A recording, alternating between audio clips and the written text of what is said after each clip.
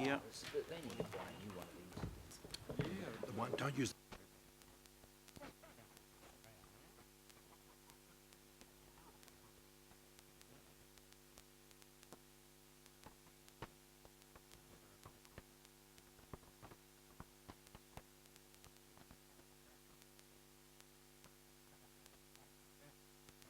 I will start this morning, the last meeting of the governing body for the year, with our normal acknowledgement. We seek wisdom, understanding and insights into the views and circumstances of others, strength to seek what we believe in, humility to accept the combined decisions of others, patience, good humour at all times, tolerance and courtesy while working in the best interests of the world's greatest city. Right, now, do we have apologies? We've got one from Councillor Penny Webster for early departure. Yes, I have a funeral to go to. Very good. Another one. Yep. Alpha lateness and Councillor John. Okay. Very good. I'll move those. Seconder, please. Councillor Cowell, as in favour, say aye. Aye. Aye. Passed. Right. Aye, Christine. Declarations of interest. It's got Chris Darby on it. None of those. Right. Conflict 13D. Yeah, I'll see that. Well, when we get there, we'll acknowledge that. None of those. Confirmation of minutes. I'll move the confirmation of the ordinary minutes of this meeting held on Thursday, 26th of November 2015. Second. And it's second from Councillor Linda. All those in favour say aye. Aye. Against passed. Acknowledgements and achievements. Councillors, I'd just like to reflect to you two acknowledgements of citizens who have passed away through the last month. First of all, Rudy Sund, the man who brought the sound of folk music to West Auckland. Rudy Sund died late last month at the age of 88 following a battle with leukemia. The long-time Oratia resident was a founding member of the Titirangi Folk Music Club and also chairman of the New Zealand Folklore Society's Auckland branch for many years. A champion of folk music, he also started the Maritime Crew in the early 90s, and the group is still singing sea shanties. Sunday. Rudy wrote more than 30 songs in one. Season in the Valley is the official Oratia school song written for its 100th anniversary celebrations. His lifetime love of music began growing up in the Dalmatian community in Oratia, where he took up the mandolin banjo as a child, but it wasn't until in his 40s that he started composing. Married to Pat for more than 60 years, Rudy was also interested in archaeology and discovered one of the most important archaeological sites in New Zealand on Motutapu. Preserved footprints of people and their dogs under Rangitoto ash dating back to the 15th century. That discovery proved the Māori oral history of volcanic eruptions in Auckland. He worked in the Department of Scientific and Industrial Research in Mount Albert for more than 20 years. A sad loss for the West. Folk music and for Auckland. Secondly, I wish to acknowledge Anne Longet Higgins. Anne, who with her late husband Thomas owned and ran Millbrook Station in Parkery for more than 60 years, died peacefully on the 2nd of December. A powerful stalwart in the Warkworth, Matakana and Parkery community for all of the years she lived there, Anne was an active farm manager and a labourer. She developed an excellent relationship with local iwi and was a National Party activist. She became party branch chair when Sir Don McKinnon was the MP for Rodney. Sir Don says while Anne was a Tory on economics, she had a strong social conscience displayed by her advocacy for helping young mothers in need. She became deputy chair of the Auckland region of the National Party and remained a formidable force for many years. Her husband Thomas served as an elected member of the former Auckland Regional Authority. She's survived by several children and grandchildren. Councillors, members of the public, media and staff, can we please stand in acknowledgement of those two fine people?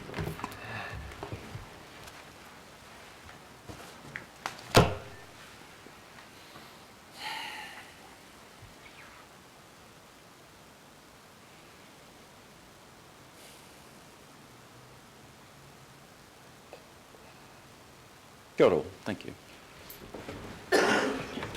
officially. Okay, right. Now, achievements, just one of the most amazing sights coming back over Auckland, coming in from Paris last week, was to observe that the most standout part of the city now is the Magenta Highway. It was unbelievable. This pink pathway through the middle of the city is very, very clear from on high. So it was great to open that. Also great to see the public transport patronage figures continuing to fly at the moment. And I also want to just recognise the Sustainability Awards, Business Sustainability Awards. Twice the number of applications and people present than last year. It is absolutely becoming very much part of the key social calendar for Auckland, Sustainability Business Awards, and also reflects businesses' increasing acknowledgement of challenges in this space to ensure the sustainability of their business and the structures in and around them, which is a fine segue for me to just briefly reflect back to you at this time, as I have arrived in after spending 8 days in transit and in Paris at the Climate Change Conference. Some of my reflections from that conference I'll formally report to you at the Environmental Committee early in the new year, but I think that given the very historic nature of the agreement concluded at Paris, that it's timely for me just to reflect some of the thoughts from my travels. It was a very significant agreement, and this is recognised by our governments around the world. I went to Paris for 3 reasons. Firstly, as a formal part of the government delegation. Secondly, I was personally invited to attend the climate summit for local leaders by Michael Bloomberg and the Paris Mayor Anne Hidalgo. Bloomberg Philanthropies covered the cost of my travel. And finally, I was there to launch the ICLE Global Lead Cities Network on Sustainable Procurement. I'll very briefly cover each of those 3, but firstly, the New Zealand delegation. It was great to be a part of the delegation. We had early morning meetings each day. A very, very hard-working delegation who, interestingly, made themselves available to all New Zealanders who were present. And they gave public briefings every day as to their progress in terms of the negotiations.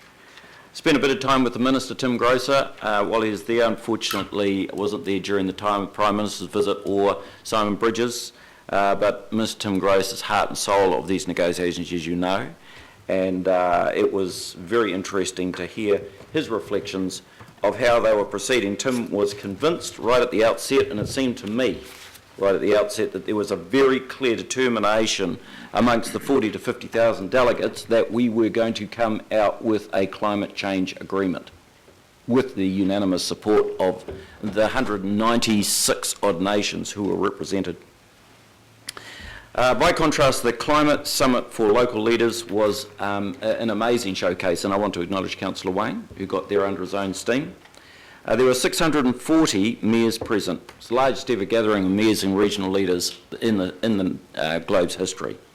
It was organised by C40, ICLE, and the Union of Cities and Local Government. It's fair to say there was a fairly unprecedented show of unity amongst cities, and particularly against the backdrop of the terrorist attacks in Paris. I think people were there with a real will. One, to support Paris and Anne Hidalgo and her council and people, but secondly, to give, from the city's perspective, strength and steel to the back of the nations, that we recognised there was a job to do and the cities were prepared to take a lead. We were there and pledged our own actions in terms of, on the basis of the commitments made, city action would make up a third of the shortfall between Paris's agreements ambitions and the country's commissions. That's 3.7 gigatons of urban greenhouse gas emissions by 2030. So the key message from me to take away from the summit, that when it comes to climate change, cities is where it's at. We tend to be driving much of the carbon discharge, and we are also driving much of the way in which we deal with inappropriate emissions into our atmosphere. We have the tools and the opportunities to make a practical difference to our shared climate future. Like many other global cities, Auckland is facing significant growth pressures, placing high demands on our housing, transport, amenities and environment. Climate change could magnify those challenges and make it harder for our citizens to prosper. So, for this reason, we have set a target of reducing our greenhouse gas emissions by 40% by the year 2040. And that is set out in our low carbon plan. Also came away with a renewed appreciation of the value of cooperating with other cities. I know some of the discussion before I went was the hoary old perennial really of what are we doing out there in the globe. And I just want to remind you that one of the primary reasons, probably one of the three main reasons why we were united, was in recognising Auckland as New Zealand's only true international city. It is critical for us to be represented on the international stage, and for other cities and countries around the world to recognise, and for us to recognise that being a high-performing, sustainable city is an absolute attractor for investment and visitors. So us taking a strong position and a stance and being seen shoulder to shoulder with Paris, Los Angeles and all of the great cities that were represented at this conference is a key part of delivering on that ambition for the amalgamation. The final reason I was in Paris was to take part in the launch of ICLEI's Global Lead Cities Network on Sustainable Public Procurement. Auckland is one of the 10 founding cities in this network.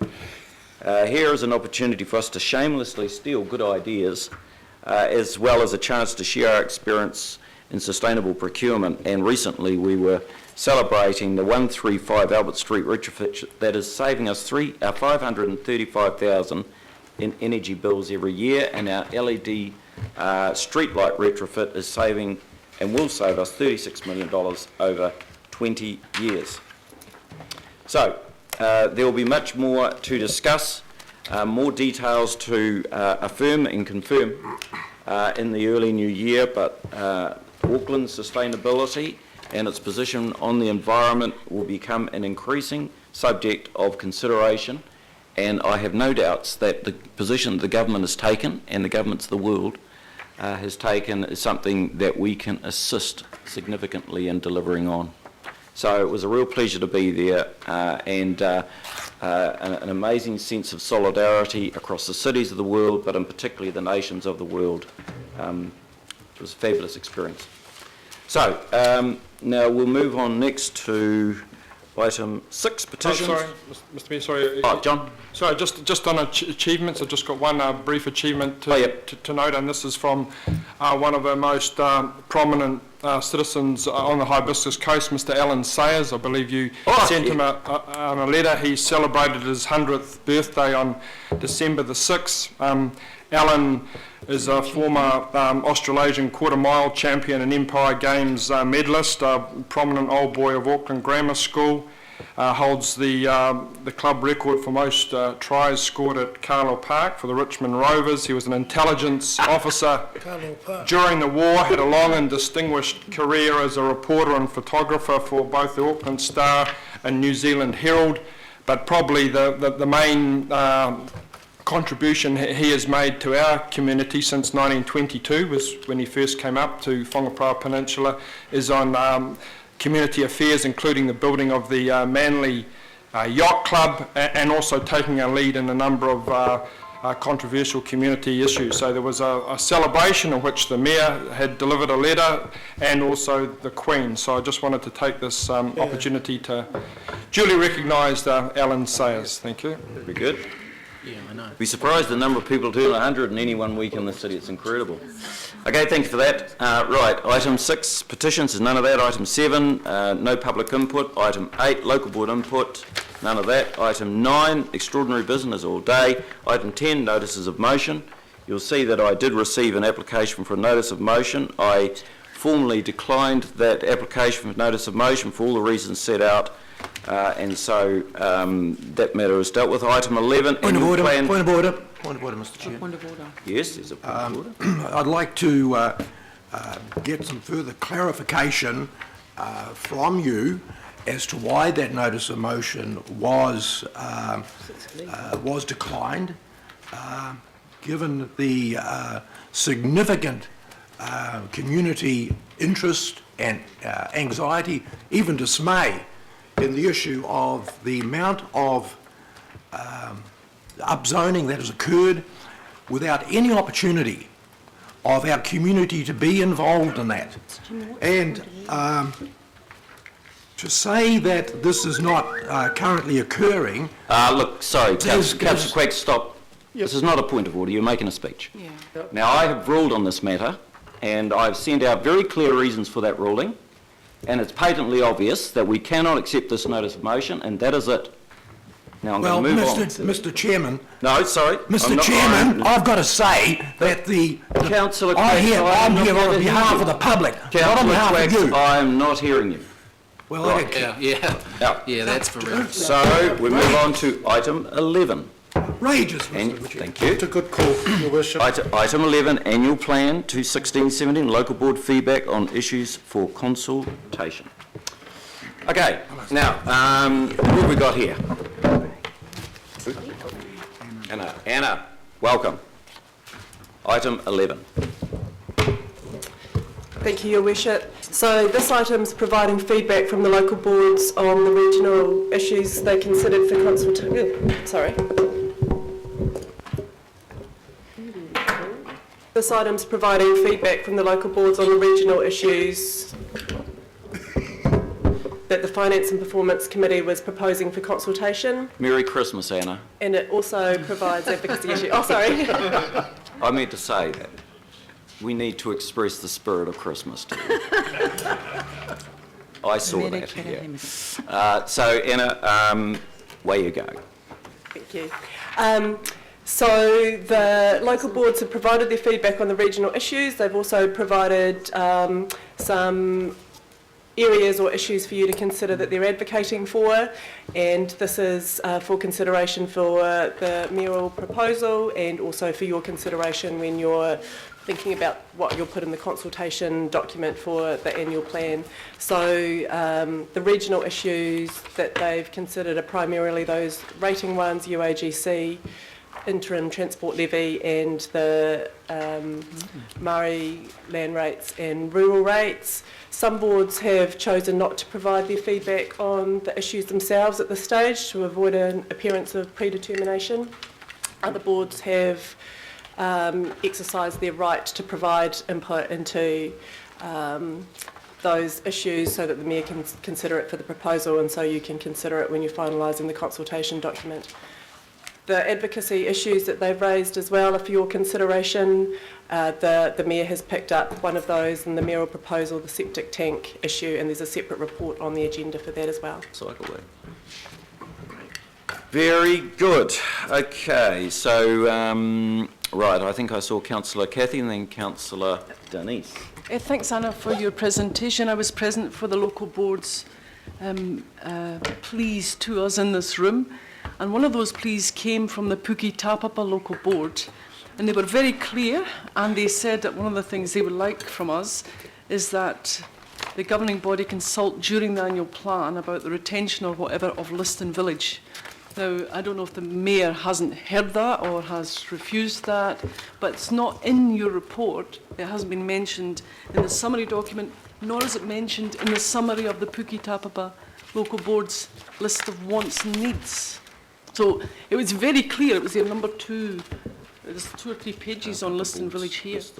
Yes, that's right. Thank you, Councillor, through the Chair. So they did make the case at the discussions with you in November. So staff have looked at that issue. That issue and a number of other issues staff are responding to, and we expect to get the responses to you by the end of this week. But on Liston Village in particular, the advice is that it's premature to formally consult on using Liston Village for housing for older people at this stage. The reasons for that is it's not currently in council ownership. The purpose it was acquired for was an open space purpose, and the older person's housing policy is around existing housing at the moment and not anticipating acquiring new housing. So those issues would need to be worked through before we could formally consult on using Liston Village for that purpose. However, the Puki Tāpapa local board can and will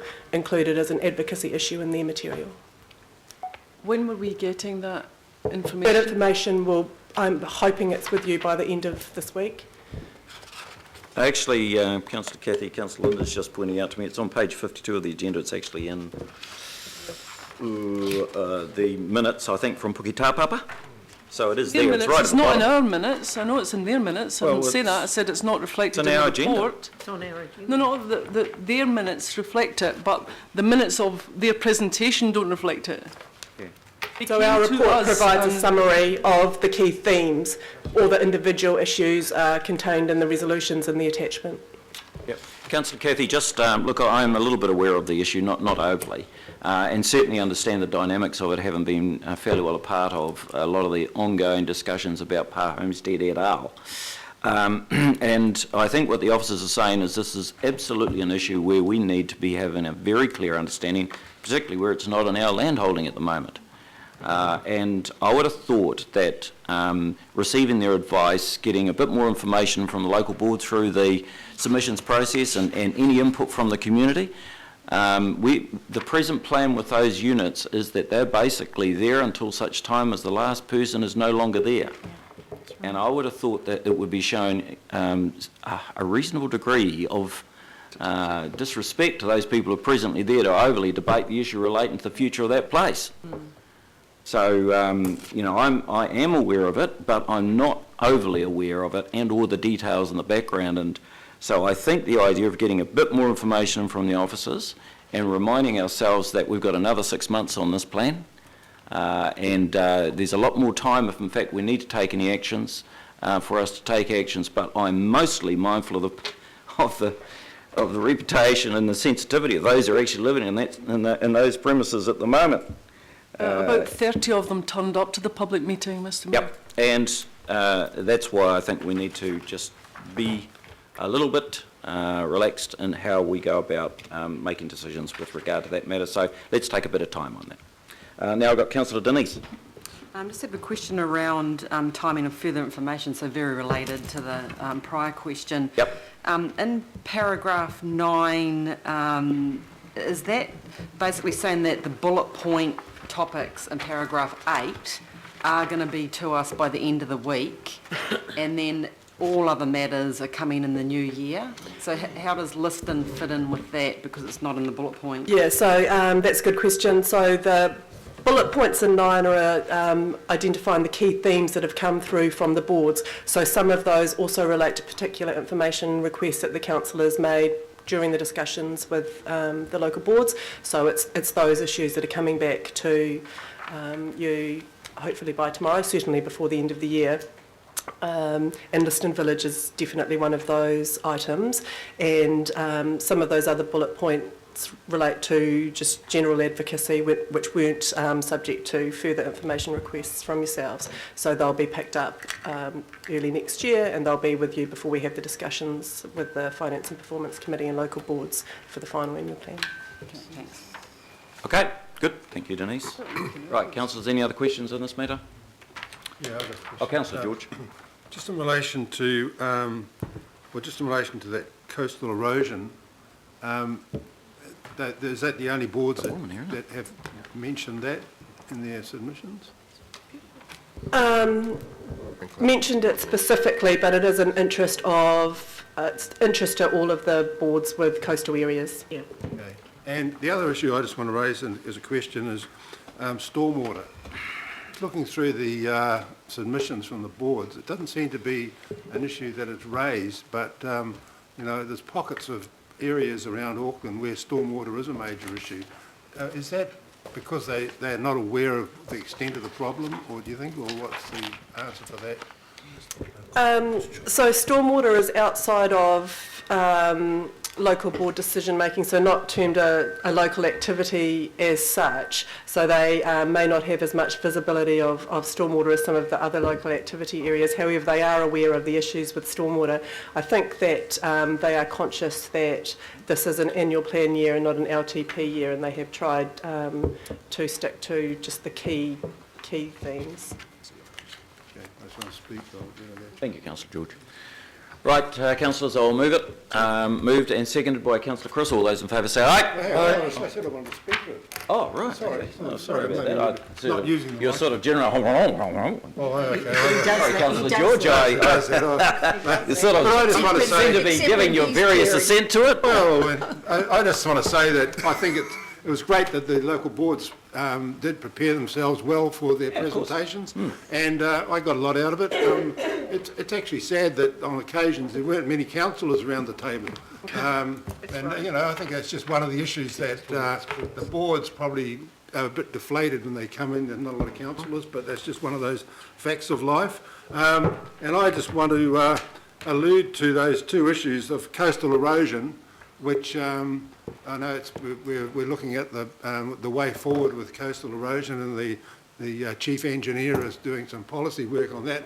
But it is going to be something which this council can't steer or shy away from, because it is a major problem and worse in some particular places. And that one of stormwater, it does concern me that our budgets aren't particularly robust in that area. And it's going to be something, I think, in the future that is going to become more and more of a problem, because I know on the North Shore we've got gullies and valleys where, when it rains, the water just charges down the creeks and tributaries, many of them through our own parks, and the erosion is continuing unrelenting. And you'll see, go down some of those bushes, Leroy's Bush, Carry Glen, and you'll see the trees falling into the creeks after a major rain event. So I think that there is some hidden mysteries here in the areas that the boards do have a responsibility to, and I think that they are matters that should be looked at by this council in the future. And lastly, I just mentioned that some boards have raised the issue of whether we are maintaining our assets at an acceptable standard, and I do think that that's one area that this council needs to address in the future. Thank you, Mr. Mayor. Very good. Councillor George, just the issue of stormwater and appropriate stormwater management.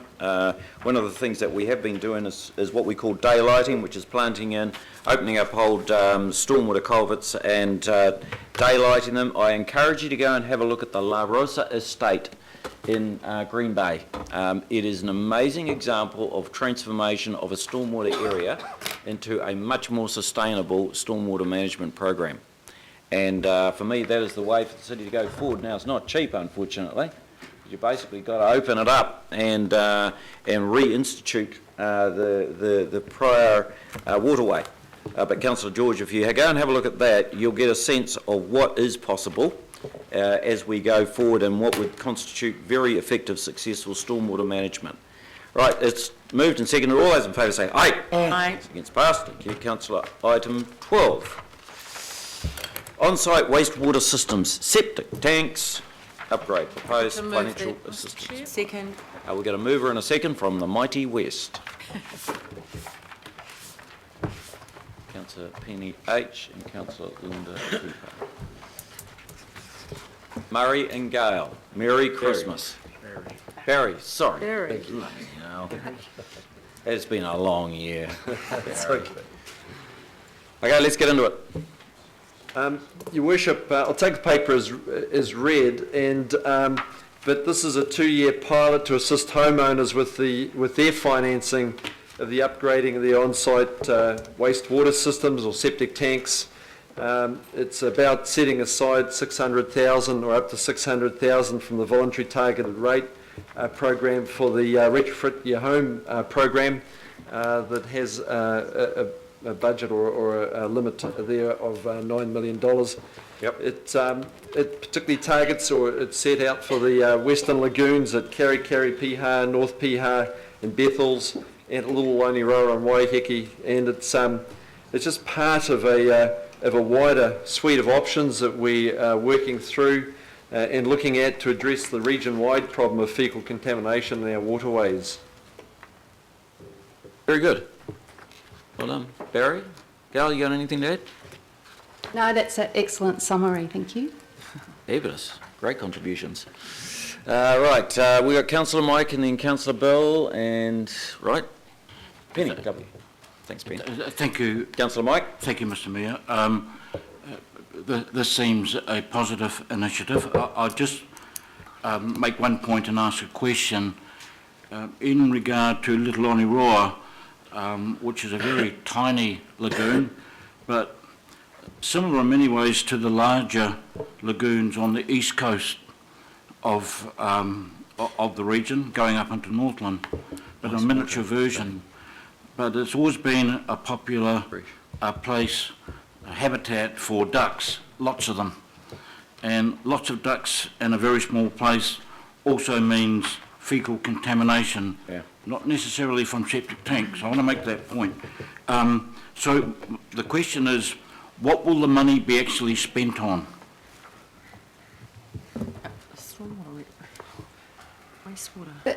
I completely agree with Councillor Lee that in most situations the faecal contamination we're seeing in our surface waters is a mix of human and animal sources.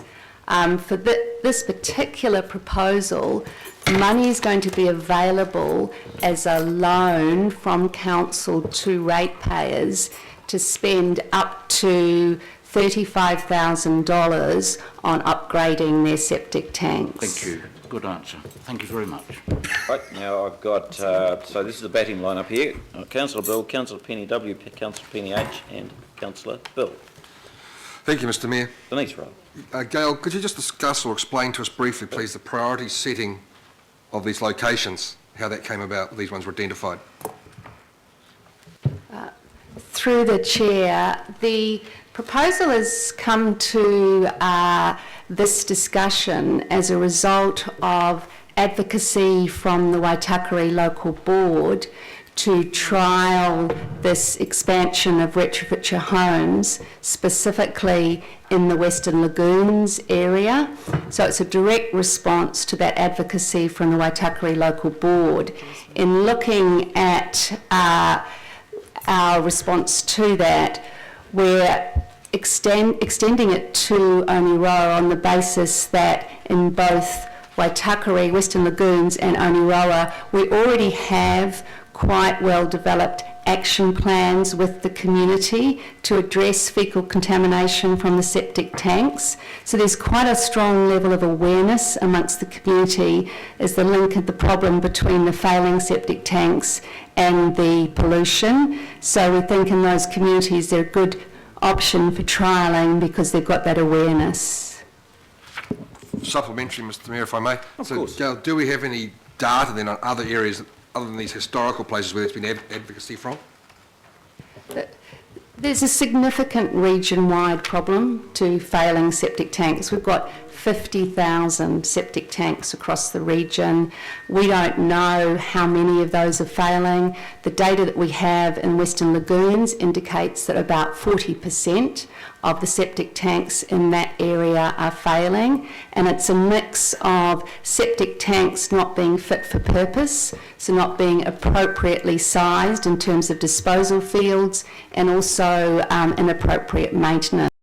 That's why I think the key point with respect to this paper is the point that Barry made. This is just one relatively small mechanism that we have for addressing a region-wide problem, and the other options that we're looking at, and we're going to be preparing an initial concept paper which we're putting forward to the Environment Committee in March next year, but we need to look at a very wide suite of options which range from sorting out the stormwater and the sewage mixing that's occurred, the overflow from sewage to stormwater and from stormwater to sewage, community and private smaller scale community reticulations and treatment systems, better enforcement and monitoring, potentially extending the Waitakere local board pump out system through to some of the community education advocacy work we're doing.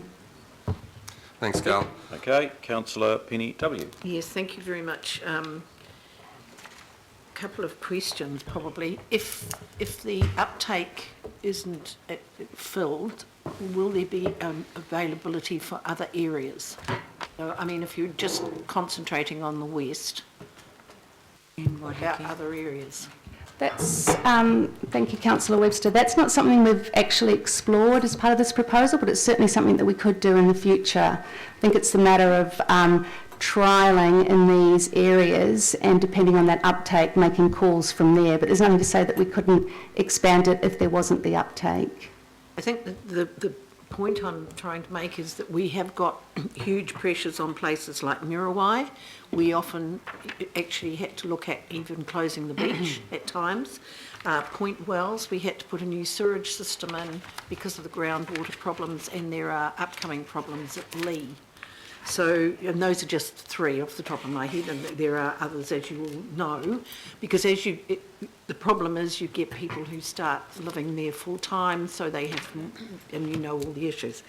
The other thing is, as the applications come in, are we going to educate on new technologies rather than just fixing the system as it is? Absolutely, that will be part of our response to make sure that what we are providing the financial loan for is to implement the best practice system. Right, okay, thank you. Okay, right, Councillor Penny H. Thank you, Mr Mayor.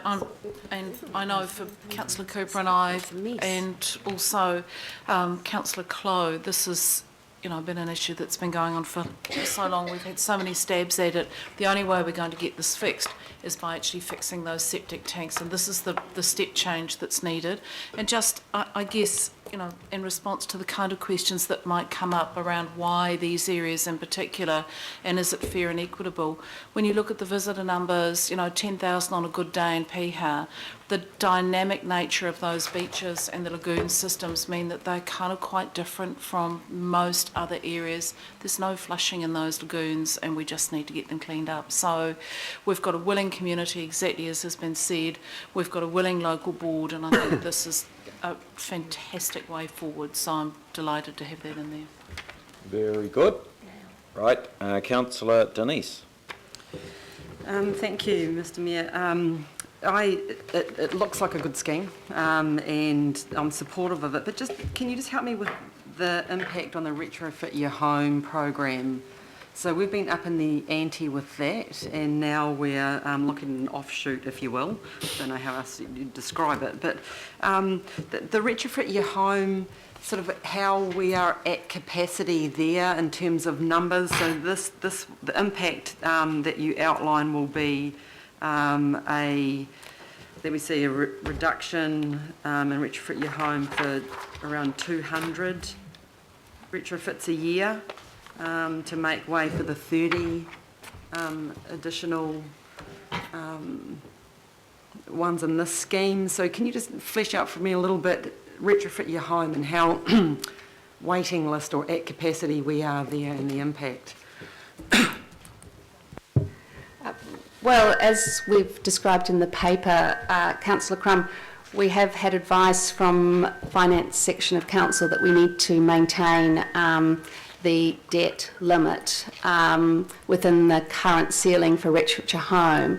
So depending on the uptake of the septic tank upgrades, we may need to reduce the number of homes that we're able to support through the Retrofit Your Home project. And that's described in the paper there. We're estimating, depending on that uptake for the septic tanks, for that to be about 200 per annum. And that's really the only option that we have because of this requirement to keep within the fiscal ceiling. And your reference in paragraph 40 to response rates for, say, Retrofit Your Home being very linked to other local and central government schemes or initiatives, subsidies, if you will. What's your best guess on, tough question I know, but best guess on uptake for this, given the differences with, say, central government initiatives? Yeah, tough question. I think one of the biggest differences, obviously, is this is a significantly greater investment. You know, so it's a loan, but it's a loan up to $35,000. I mean, we've actually been surprised by the popularity of the Retrofit Your Home scheme, but I think it's partly because of that support we were getting from some of the central government ECA schemes, but also partly because the sum up to $5,000 was much more achievable in terms of a personal debt. So I think the major difference is the size of the debt that the individuals uptaking this option are going to have, and that's obviously going to influence the uptake significantly. And last question, if I may, the local board summaries and Great Barrier's suggestion about bulk buying. What's your thoughts around that? Perhaps if you could refer me to the section of the paper. So page 79 in the agenda, summary of local board feedback. So Great Barrier was suggesting consideration be given to bulk buying, given their particular location, but any implications for the scheme itself. So my colleague Viv Sherwood happens to be here, fortunately, and will be able to respond to that question. Through the chair, Great Barrier's response was provided when we were outlining the potential to roll out the scheme regionally, and they had indicated they were quite happy with the original proposal that we roll it out in the West Coast Lagoons and Little Oniroa, but when it came to rolling it out regionally, they identified that they have some specific island-bound constraints on uptake and things like that, so they've had a reasonably low uptake of the Retrofit Your Home program just because of the lack of suppliers and choice on the island, so that when we consider rolling it out regionally, we need to look at some of those little nuances that we might need to consider to encourage uptake and support those in more isolated communities to take up the scheme. Very good. Thank you. Questions? Councillor Wayne. Sure, just got a few points. The first one goes to debt, and the issue that I would raise is that the form of debt we've got here is entirely different to council debt.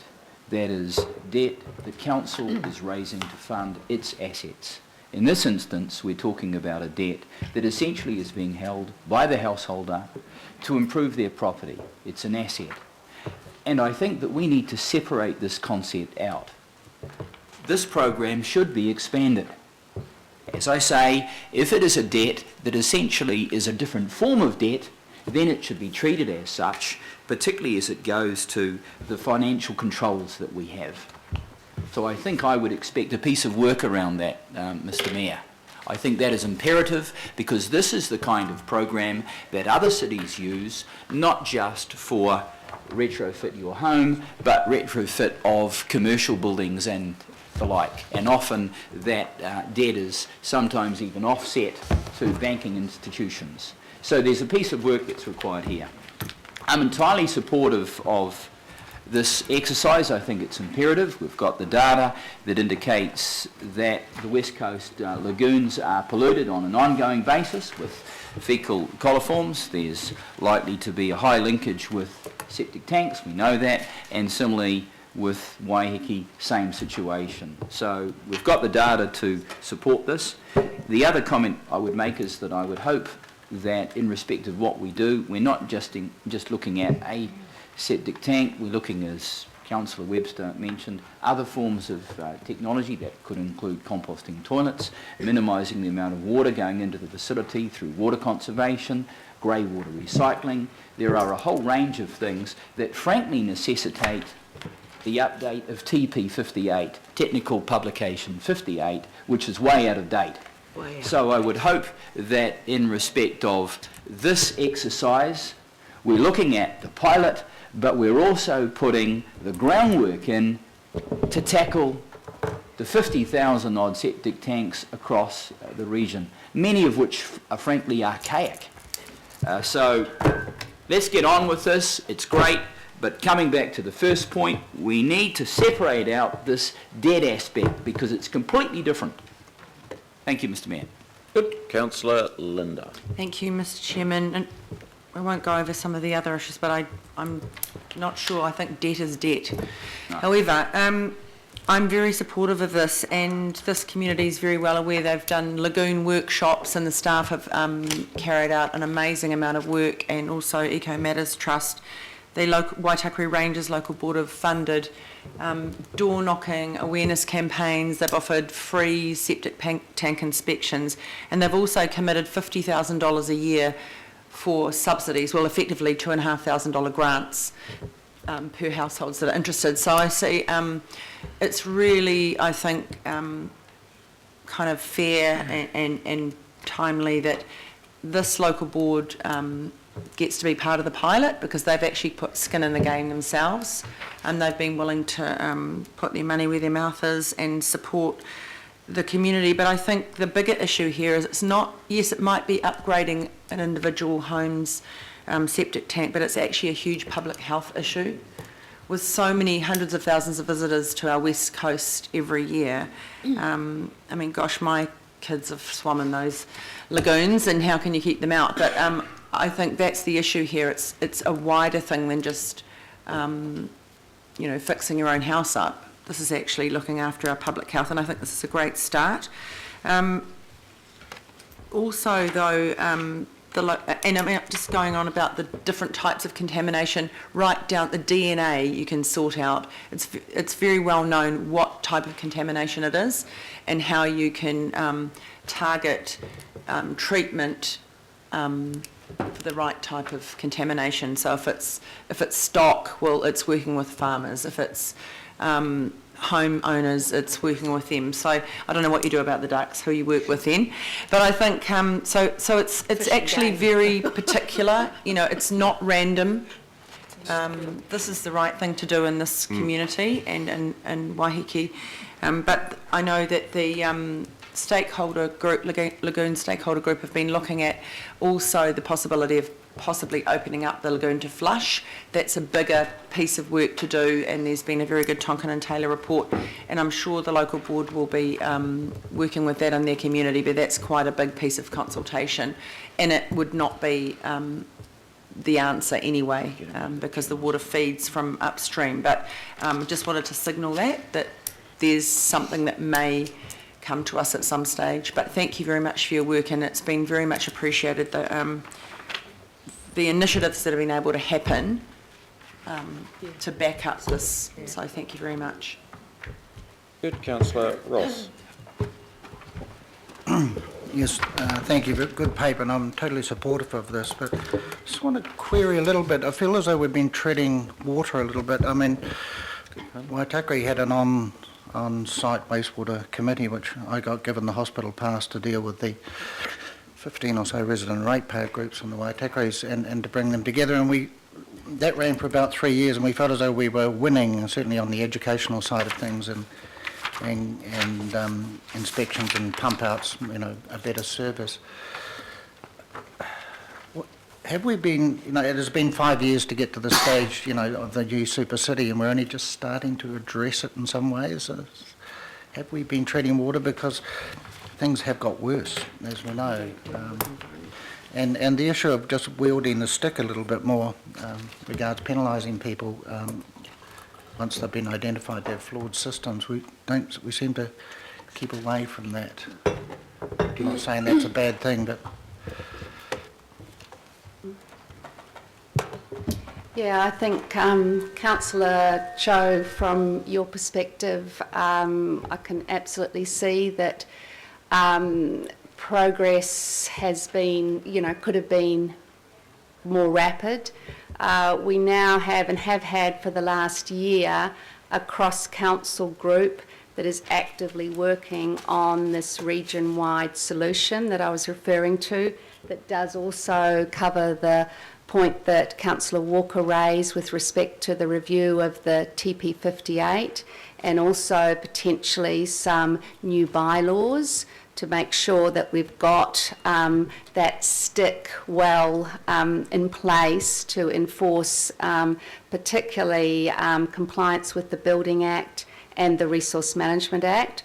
One of the challenges, and we are making quite significant headway, as Councillor Cooper has pointed out, with now both Western Lagoons and also Little Oneiroa, one of the significant challenges has been, just getting all of the departments, 8 different departments represented in this cross-council working group, from the consenting side to the parks to environmental services to stormwater to water care, and making sure that we get all of those stakeholders committed to taking actions and put in place for your consideration any financial implications with respect to targeted rates or with respect to new resources in the consents team to lift up the monitoring enforcement that's currently occurring. So completely agree, in an ideal world it would have been done at much more accelerated pace, but I feel quite confident that with this now cross-council working group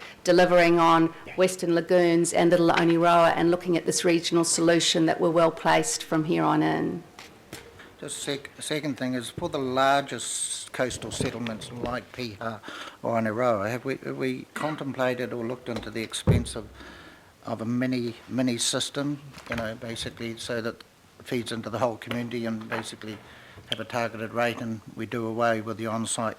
I mean, you wouldn't do it at Karakari, but you might do it at Oneiroa, or you might do it at Piha, and it may end up as cost-effective, maybe cheaper, maybe more, but may work better, simply which is dealing with the problem of trying to get the contamination out of the waterways.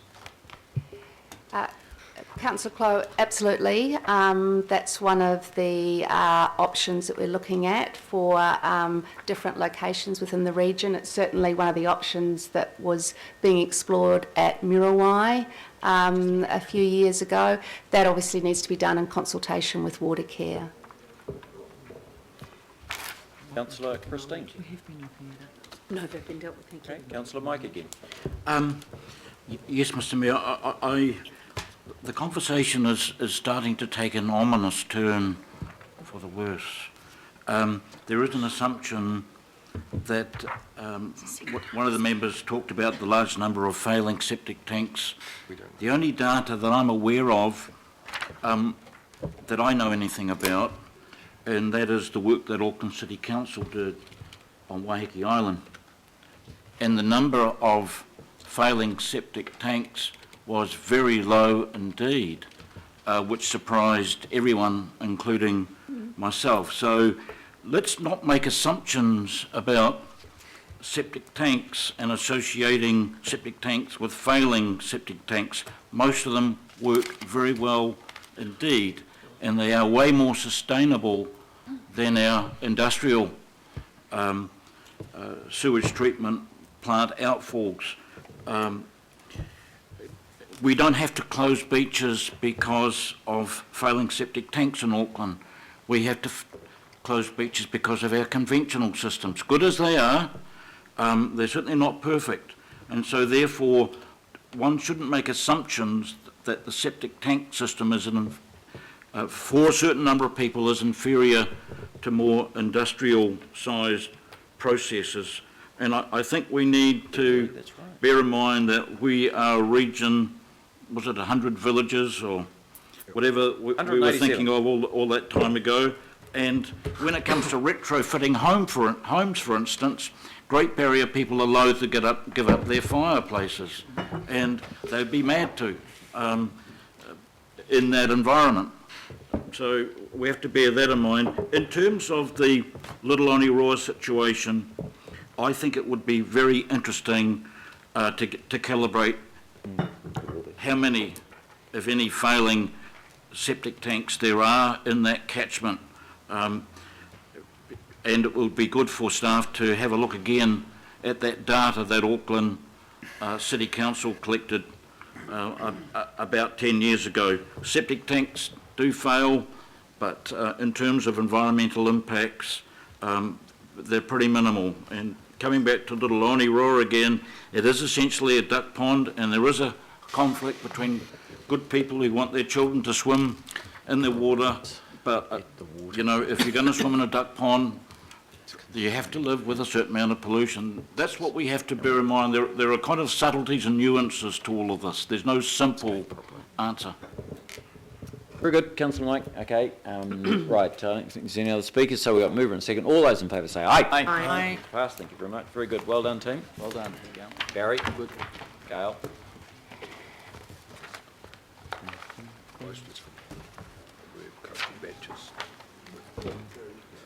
By Tim. 14. Okay. Right, this is the mayoral proposal. There are recommendations there. I'll move. Councillor Penny W will second. Now, councillors, I basically had enough to say on presenting the mayoral proposal. The only thing I'll reiterate is, by and large, steady as she goes. We've got a LTP in place. And secondly, I'll just note, there was a comment from Councillor Linda at the last meeting when we considered the presentation of the proposal, that we should, in the annual plan document, actually acknowledge the work that we're doing around alternative sources of funding without specifically addressing the various alternative sources of funding. So the request has been made. I'm aware Councillor George is also got similar views. I'm very comfortable with that. So what I suggest we do is just incorporate that and make sure that we have some acknowledgement of that in the plan as we go forward from February on with our further inquiries into all of the different facets and proposals and suggestions within that document. Okay. Could we just do a little bit of work? Just a little bit of work on the wording? Okay. Well, financing, not funding. Yeah, financing. That's right. Financing. Yeah. Yep. Yep. That. Fine.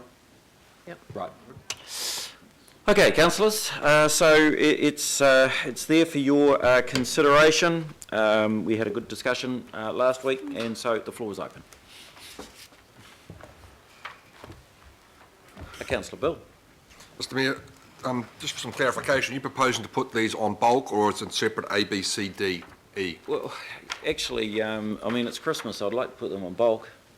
I mean, if anyone feels overly strongly about it. Yeah, I'd like the farm one taken separately. Okay, right.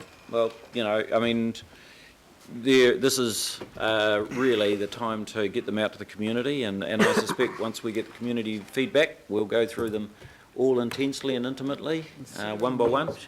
But as an opportunity to just get them out there on the basis that we've got a fairly well set budget would be my view of the optimum way forward, but I'm in your hands. Councillor Ross. I just have a question first about that that extra one that's just been plopped in there. My understanding is, as many of the considerations in the EY and partners, it should be the other report, whatever it is. Cameron Partners. Cameron Partners should be in there. Put that in. I thought a lot of it was going to be considered actually during the LTP. Yeah. I'm happy, I would vote for that, but I think it should actually have in there about the LTP in 17-18 as well. Yep, I think that's fair. I mean, there's both short, medium and long-term discussions and considerations in there. Councillor Penny W. And I heard that from the Chair of the Finance Committee and myself. We thought there was going to be certainly consideration next year, but the bigger issues, perhaps for a new council and an LTP discussion. Yeah, no, look, and certainly I acknowledge that, and as indicated, some parts of that I suspect will be a considerable part of the mayoral, councillor and local board debates through that election. So I'm proposing that we just add on the back of there the period of the 2017-18 LTP. Yep, that's right. As well. I think that's cool. Well, Mr. Chairman, I think Mr. Mayor, I think the issue is that there are some things in that report that is going to be reported back to the March finance and performance that is operational, that will actually set out some options for savings in the next annual plan. So it's not, I mean, the major things that we're going to talk about next year will be LTP, but there are some, as you know, some of those reports have suggested quite operational things that are the staff are looking at and implementing now.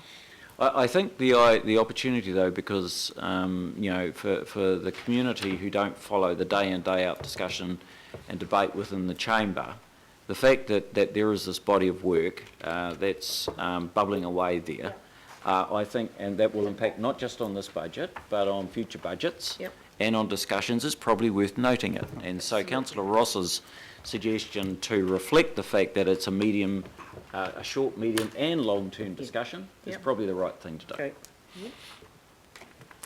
Right, next speakers please. Councillor Chris. Councillor Chris, will you?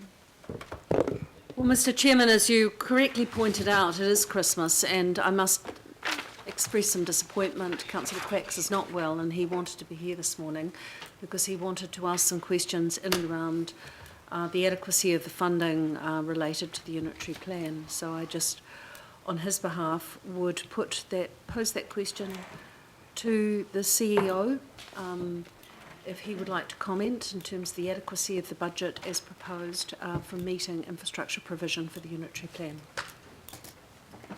Actually, before the CEO has a comment about that, because you will be aware that there has been considerable discussion at both our council level and also at governmental level in this whole area of infrastructure funding, and has been very much gingered up by both the transport debate and the special housing area debate.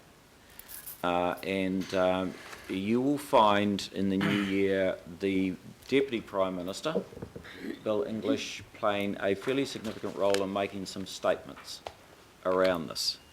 The real answer is there's never going to be enough, because we're growing that fast and we are certainly dealing with underinvestment from decades gone by. But I think there is a concerted focus from both the government view and our council view that we need to be much, much better aligned, and that we do need more financial support from government. And I suspect that that is coming. You know, for a more operational view, Stephen, is there anything that you would like to say on the matter that could be helpful? Through you, Chair, the answer is the same as it was last time. Until the unitary plan is finalised, we can't extrapolate with a degree of accuracy what we're going to need to invest where in infrastructure to support that future land supply release and the upzoning that may or may not be adopted by this council. So that's a work to be completed once the unitary plan is through its process. And as you know, some parts of the unitary plan may well become subject to appeal, and we'll have uncertainty about those outcomes until that's resolved. The most pressing issue that we have, and the Mayor has alluded to it, is the fact that we've got 3% population growth at the moment. And we are working with officials to size what that challenge looks like for infrastructure and what we might do to speed it up, and we'll bring that work to you in the early part of 2016. Very good. Right, any other comments? Councillor Ross. Well, it must be the spirit of Christmas. No one wants to speak. So I will speak, and I really just want to speak about one thing, which is the transport targeted rate. And as I said last week, I thank the Mayor for his proposal. I'm supportive of all that, and I appreciate the stability that's underlining it. And as I appreciated the Mayor also agreeing to go out and consult on alternate strategies, including for the transport targeted rate. Clearly, Councillor Casey and myself and some others around the table have a different view on the structure of the transport targeted rate, and indeed we've come up with a proposal that delivers quite a significant scenario. So clearly an objective that we've put up is 2.5, which as the general rate rise, not 3.2, and I agree that the mayoral proposal is trying to get it down to a bit lower than 3.2, but we're putting up there that 2.5 is achievable. I believe the Chief Executive and Dean and the CFO are well on the way to actually making some savings to get us down to that 2.5. But probably the key thing is when it is with the residential rate and the scenario we're putting up, we believe we can get that average rate right down to 1.6% for residents, which is a significant difference, not 3.5 but 1.6, with business paying 4.07. That's almost 2% difference, and for some people it doesn't seem to matter, but for a lot of people it does matter. We're assuming the UAGC may stay the same, and we're not predisposed against change, but we're quite clear in the LTP consultation last year, almost 70% of the people said are quite happy with the UAGC where it was. So I think a key thing is the proposal that we've put up is to align the general rate structure with the transport targeted rate, or I should say the transport targeted rate with the general rate structure, which is there is a business differential that business are paying 32.7%.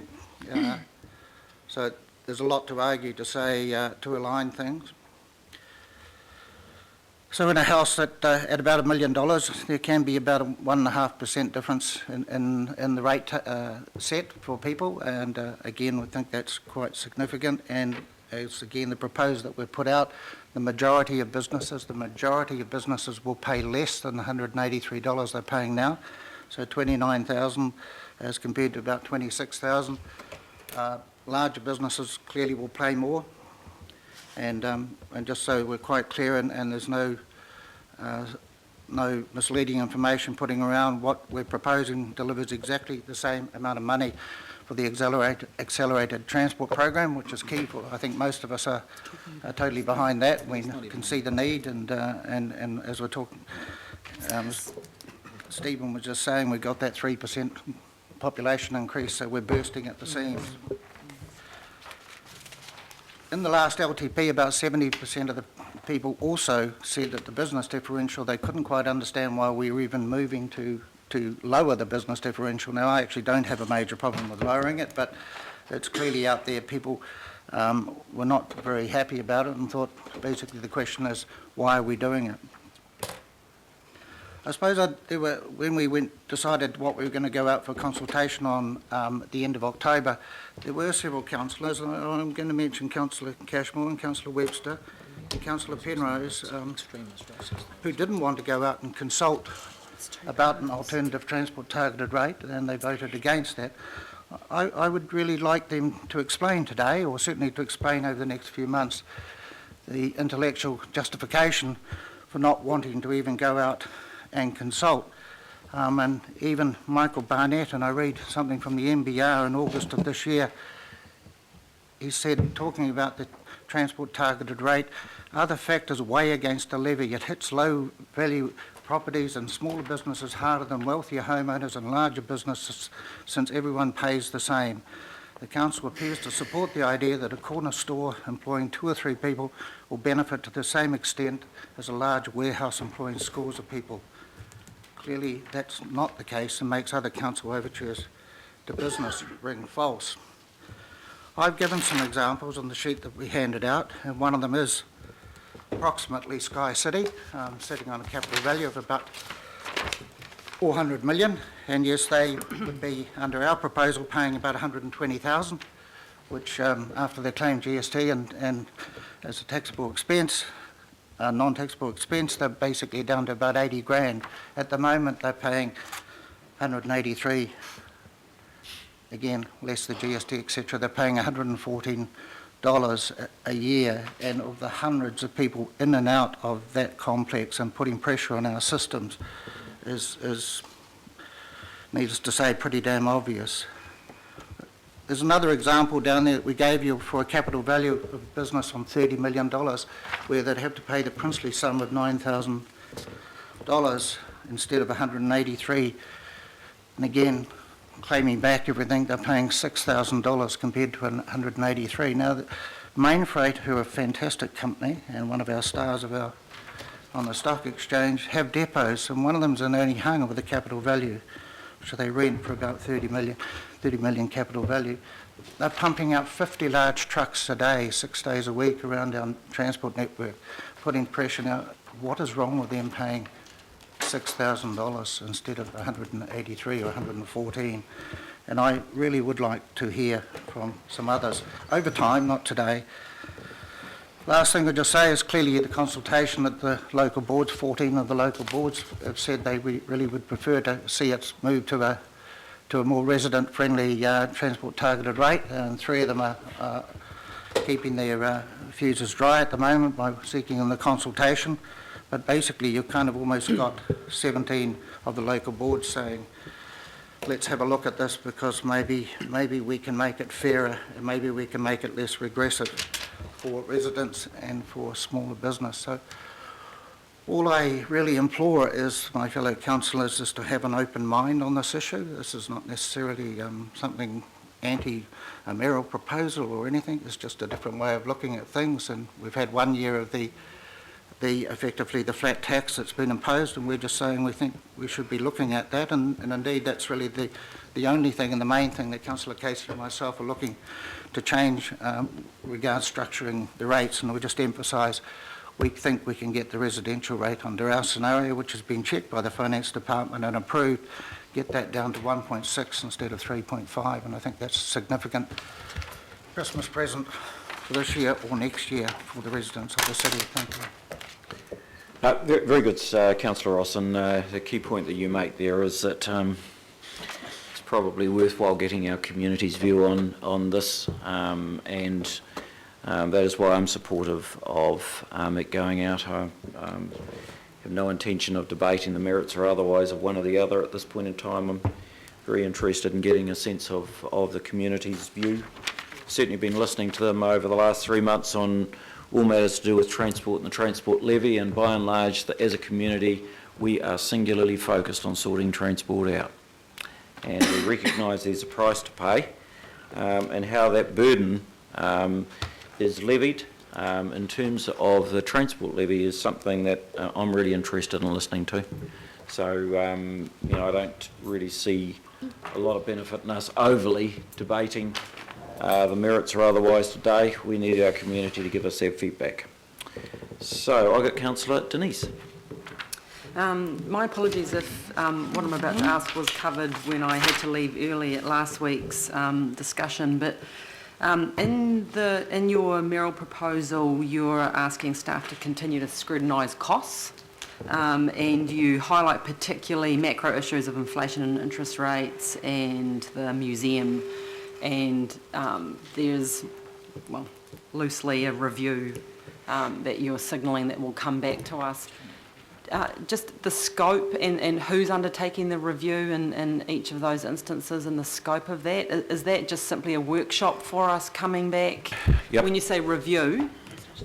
It's a part of a constant, part of the constant review, and we get monthly updates for a start. We've got 6 months before we finally sign off this document.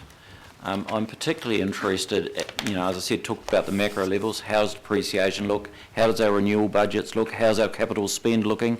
What does our rates take look like, whether or not, given the fact that we're growing at the rate we are, the amount of buildings we're building, the commercial activity that we've got, is our rate take exactly on point? So what I'm looking for over the next 6 months is some movement of around 7 mil.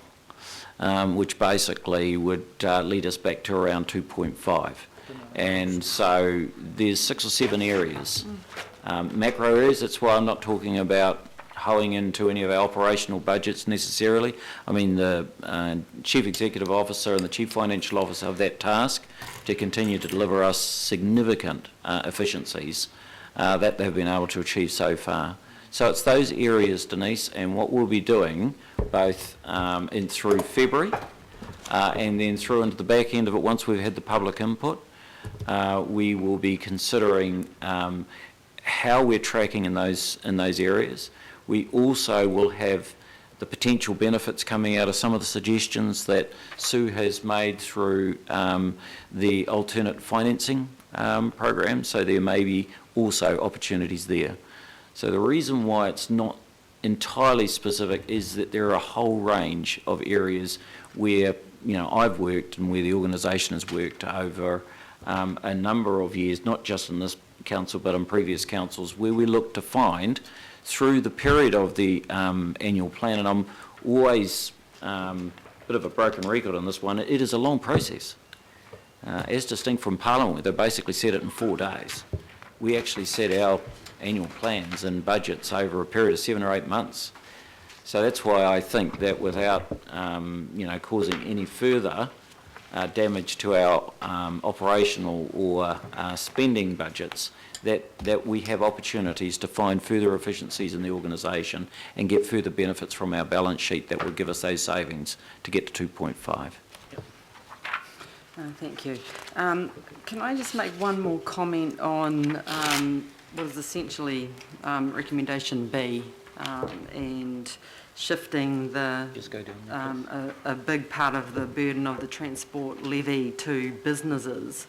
I'm not quite sure what to do with this one, whether to support it going out for consultation or not. And the reason I'm in a quandary is that it's starting to feel random to me, our understanding on the impact of business for what is this transport levy and other things that we undertake here at council. So you've referenced the Have Your Say events and local boards wading in and their opinions on this particular proposal. We need to hear from business. Yep. So pushing it out is probably a good idea, because I think we need to hear from them and we need to listen. Yep. We have very much a random and it's sometimes personal take on this stuff, but this represents quite a shift for some businesses, and I know that what is being said is that it's not so much on SMEs, but for some SMEs it is a big burden that could potentially be shifting to them. So I'm likely to support it going out for consultation, but under that particular premise. Thank you. The only reason some of the Councillor Denise, and that's a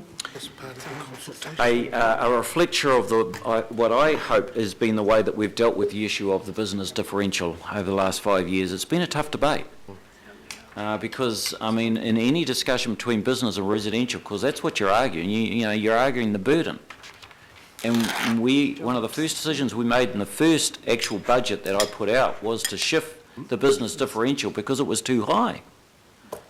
Now, if you'd asked all the residential ratepayers that agree with it, hell no, they don't agree with that, because they know they're going to have to meet the cost of that shifting burden. It's all about equity.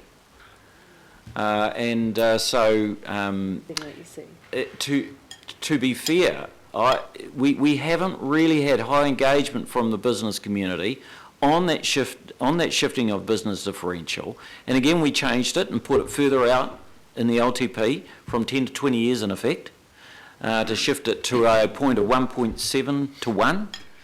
And so I suspect that this will actually generate a lot of input from the business community, and that's a good thing.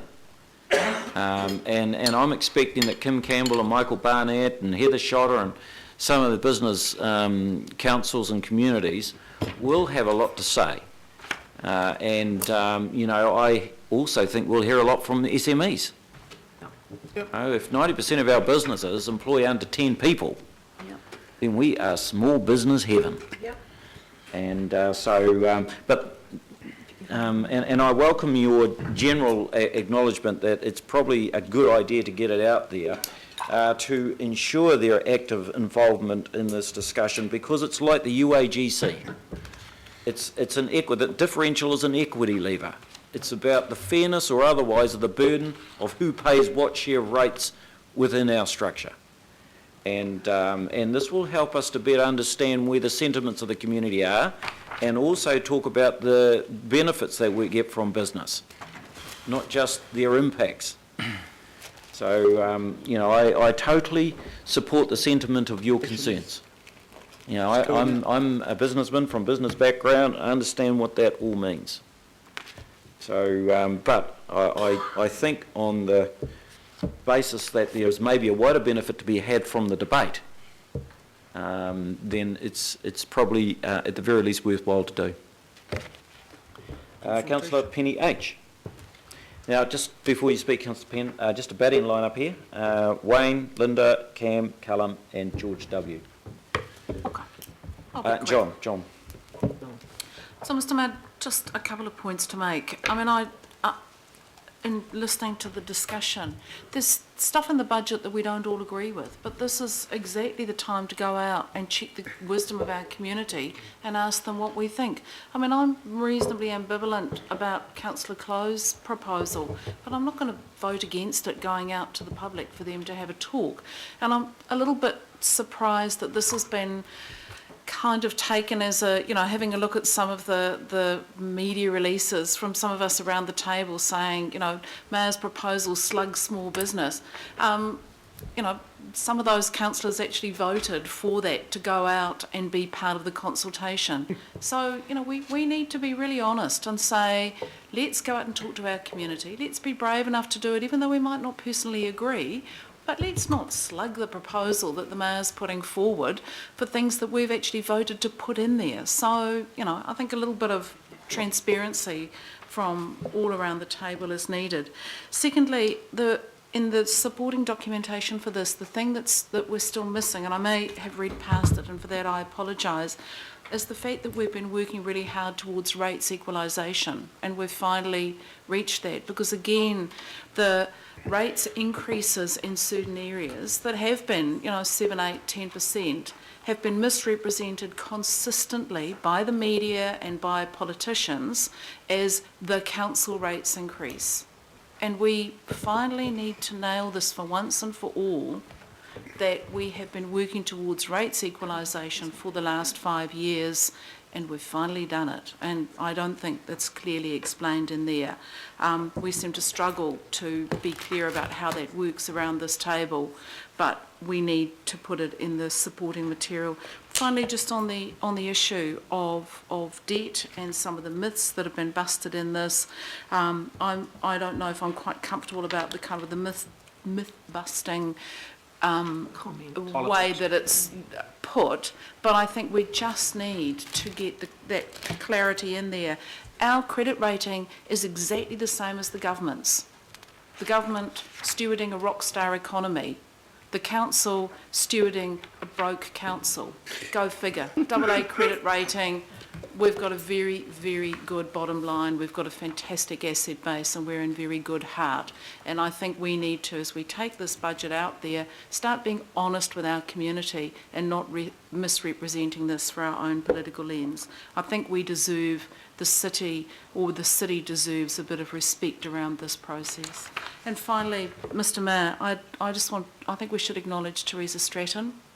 She's landed this on your behalf and with our input whilst dealing with the death of her father. She's now in the UK, and she's actually watching us as we're being broadcast. So Teresa, well done. What an extraordinary person she is to have done this with dignity and with the capability that she's brought to this. And I hope that the way that we take this out to our community can actually match that level of dignity. Thank you. Excellent, thank you. Very good comments, and certainly reiterate those of support for the work that Teresa's done. 5 years thus far, she has been working in my office and working with the councillors to deliver the mayoral proposals, and she's done outstandingly well. So, Teresa, back to you. Wayne. Sure, I'll speak to a few things. First of all, entirely supportive of the myth-busting approach, and also the pictorial way that it's communicated. I think that's excellent. It's very easy for people to understand.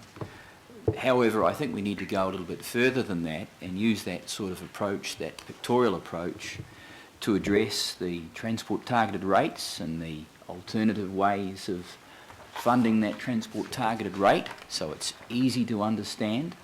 The same approach could be taken around the rates for large farms. We could also have a pictorial timeline that indicates the point that the Deputy Mayor was making in terms of change in the rating system that we've had to deal with over time because of the government. And we could also have a pictorial approach to deal with the UAGC issue so that people can comprehend different levels of that quite simply. Because frankly, most people don't deal with numbers. They like to deal conceptually with pictures, and that presentation is highly desirable.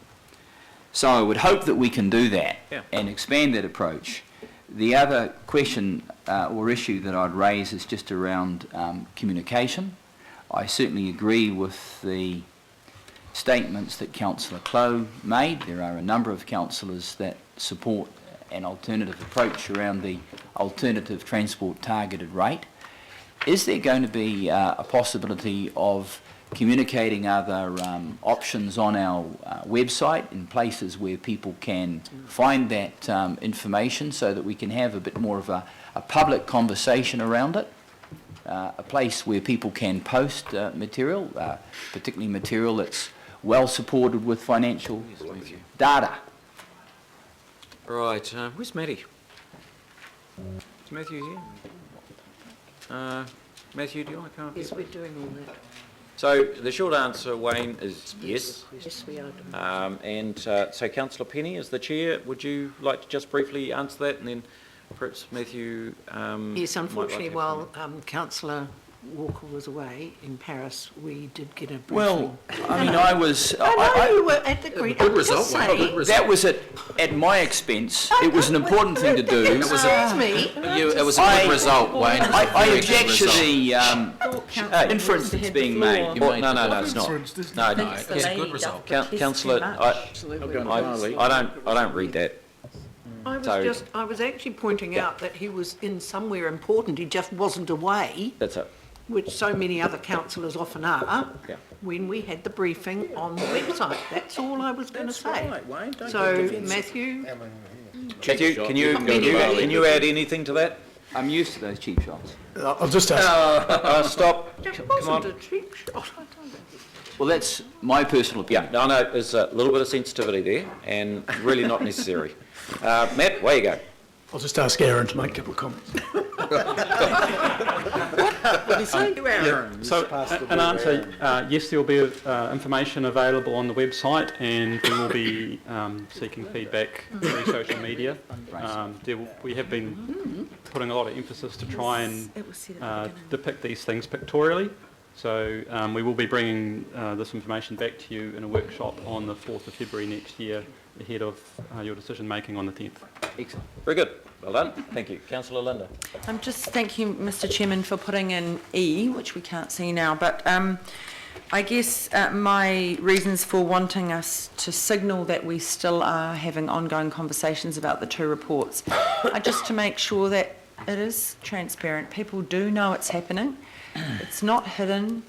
And when and if any matters of significance are triggered, there will be full consultation around any decisions. And so I guess in light of Councillor Clow's comments around, we need to let people know what's happening, people need to have a say. Well, I would be really surprised if anyone voted against it, because it's actually just letting people know something that's already going to happen. So, I'm very pleased that we're going to be continuing to do that work, and very pleased there's also things that we can do highlighted in those reports that may mean we don't have to sell anything.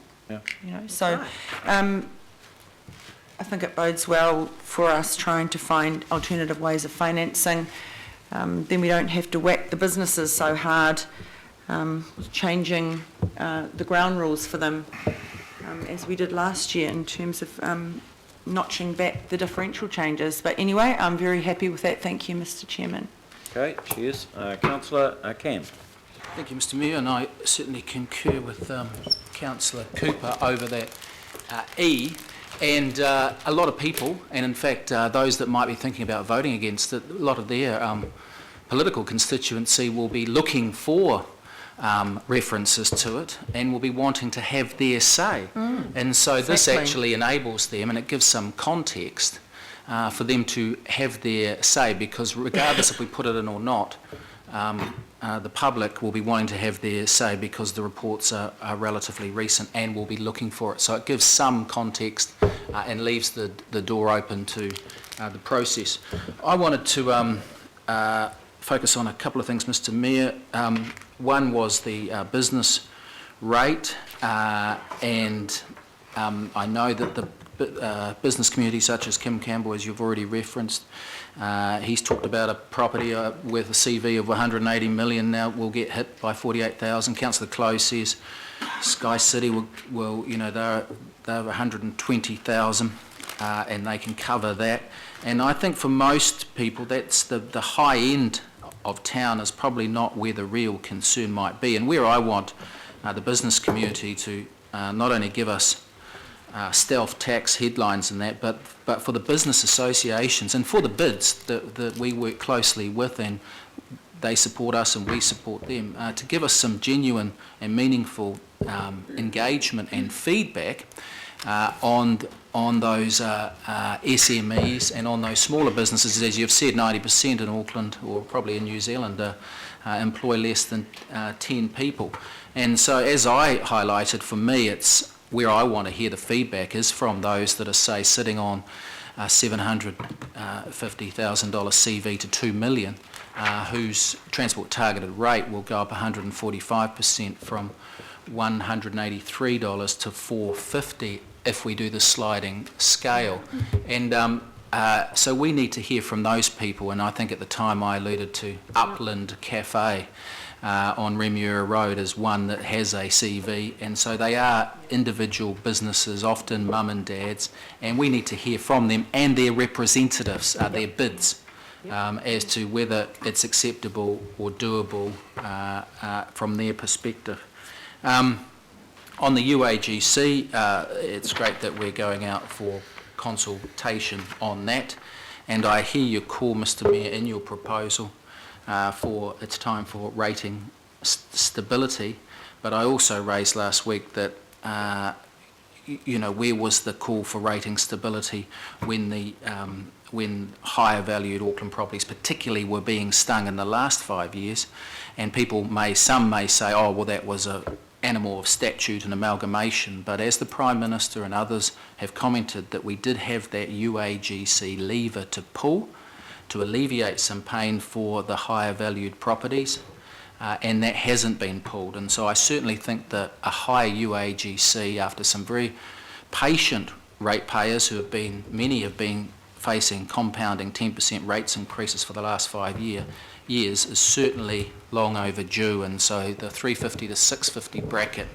I think we need the public again to come back and have their say, and for our communications department and our consultation team to really communicate what that means. And from some of the literature I've seen so far, it's certainly heading in a better way as to explanation.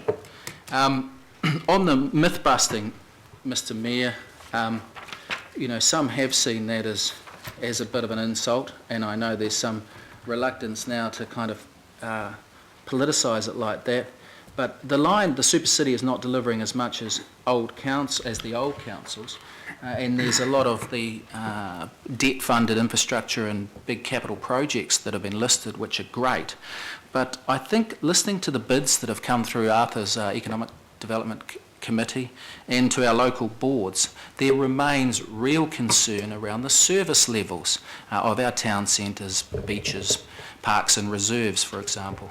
And a lot of those service levels are dealt to by rates, whereas the projects that you've listed are debt funded. And so the talk about are we doing better than others on projects, probably that critical mass, that extra debt that we've taken on, we would be delivering more on the capital project big infrastructure front and working closely with NZTA and government agencies. But on the service levels, I really want, as we all do, really want some good engagement from the public as to whether they feel their rates, which are which are funding the service levels of our town centres, parks, reserves, beaches and so forth, are actually improving and are not any worse than they may have been under the legacy councils. So we need some feedback on service levels, and I'm sure it will be forthcoming in the issue of rates. Finally, Mr Chair, I want to do a bit of a shout out for the rural sector, and some of the central wards and boards on the isthmus have been very reluctant for us to even look at the rural rates, and very dismissive on those that are farming more than 50 hectares. And the proposal here for consultation is that their rural rate drops to 0.6 for those bigger farms. Well, they are the same people, Mr Chair, often that I've heard around this table, local board chairs and others that have been very dismissive of that are also very pro-intensification and also very pro-greenbelt being protected around Auckland. And would like to see the rural sector continue to flourish. And so my point is that this may cost, if we're putting it across the entire rating base, not just the lifestyles, this may cost another $3 per ratepayer, but it's certainly worth us looking at. And I want to commend Councillor Cashmore for leading the debate, for going out to the community and for putting up a pretty reasonable proposition here that's not a big cost on the urban ratepayer, but again will enable many of our farmers going forward to stay on the land longer, and for all of us in the city and others, that's what we, in an ideal world, we want to see. And so I think we shouldn't, the urban ratepayers and constituents shouldn't be completely dismissive of that. They should think of the long-term picture and how they want Auckland's surrounds to look in the coming years, particularly when you consider the intensification that is imminent. So with that, and again, they're not asking for any relief necessarily, Mr Chairman, they're just, I would argue, asking to be gouged less, because many of them are facing $25,000, $40,000, $50,000 rate bills. Many of them are extensive farmers that don't even have, that might have sheep and beef, but they don't have Fonterra trucks. And we know the stories well, thanks to our provincial councillors, and many of them probably could do with some less gouging. It's certainly not a free ride for them at any stretch of the imagination when you consider 25, 30, 45,000 and often one house, metal road, and very few transport movements. I'm starting to like the rural sector. My launch is the councillor for Rodney. Thank you. How big is it? Go Riverhead. That's my Rodney launch, Penny. I'm big on potholes these days and septic tanks. Into your stream. So thank you, Mr. No footpath. If you live long enough in politics, you'll see and hear everything. That was a classic. Thank you very much, Councillor Cam. It was excellent. Councillor Callum. Understands my trouble. Thanks, Mr Mayor, and I wasn't going to say anything today because I think it's pretty much self-explanatory that we're only going out for consultation. We want to get feedback from the people of Auckland, and I welcome that, but I'm going to, and the reason why I'm going to is because, like many of us around this table over the last 5 years, me in particular, I've attended every single governing body meeting. I've attended all bar one committee of the whole in 5 years, and I think I was about 2 hours short. I went to a funeral over the shore to one of the committees of the whole, and I've probably just attended most workshops in the last 5 years, at which then we have our debates, we have our discussions, and they hear our discussions on the transport levy and the likes, and I'm not going to repeat myself, If people can't be here for that, it's their stiff luck. But I made it very clear when I sat with the transport levy and the reasons for that, and the likes. And maybe in the new council we have a better attendance record for the people of Auckland who we serve. But we went through the LTP and we got ridiculed for that. Some of us got ridiculed for that. And whether we like it or not, we had to have an LTP. And it wasn't about the mayoral LTP, it was all our LTP. And to me, I took it on board the fact is that what would the implications be to Auckland? What would be the implications to the government? And what would the implications be to the globe? That's why I supported the LTP. There's stuff in that LTP that I didn't like, but I accepted it, swallowed it, and got on with it. There was stuff thrown in there at the last 5 minutes. 500,000 for the homeless, 400,000 for hydrodynamics, and so it goes on. But I swallowed it because the people of Auckland will make their own decisions, and we move forward. The transport levy, well, like Councillor Cashmore and like Councillor Webster and Councillor Sir John, we come from the furthest. And my golly, we all know what the transport is like, and we've got to deal with it. No one wants it. Everyone wants it, but no one wants to pay for it. It's the old story. We're about 15, if not 20 years behind the 8 ball in Auckland in regards to transport. And we're going to continue now to catch up. That's the reality of it. Auckland is growing faster than we can keep up with. If we look at our provincial towns, the young between 18 and 40 are moving to Auckland from all over New Zealand. Then we have the opposite when we have the elderly and the retirees that are moving to the provincial towns for an easier lifestyle, maybe a cheaper lifestyle, not congested and the likes. But those provincial towns are going to struggle. Why are they going to struggle? Because a lot of them, their infrastructure is failing. And it's going to need major revamp done to it. And I heard recently, I think it was Hastings, a $68 or $70 million rebuild for their wastewater plant. You know, and if we stop and think about it, those retirees are on fixed incomes, superannuations.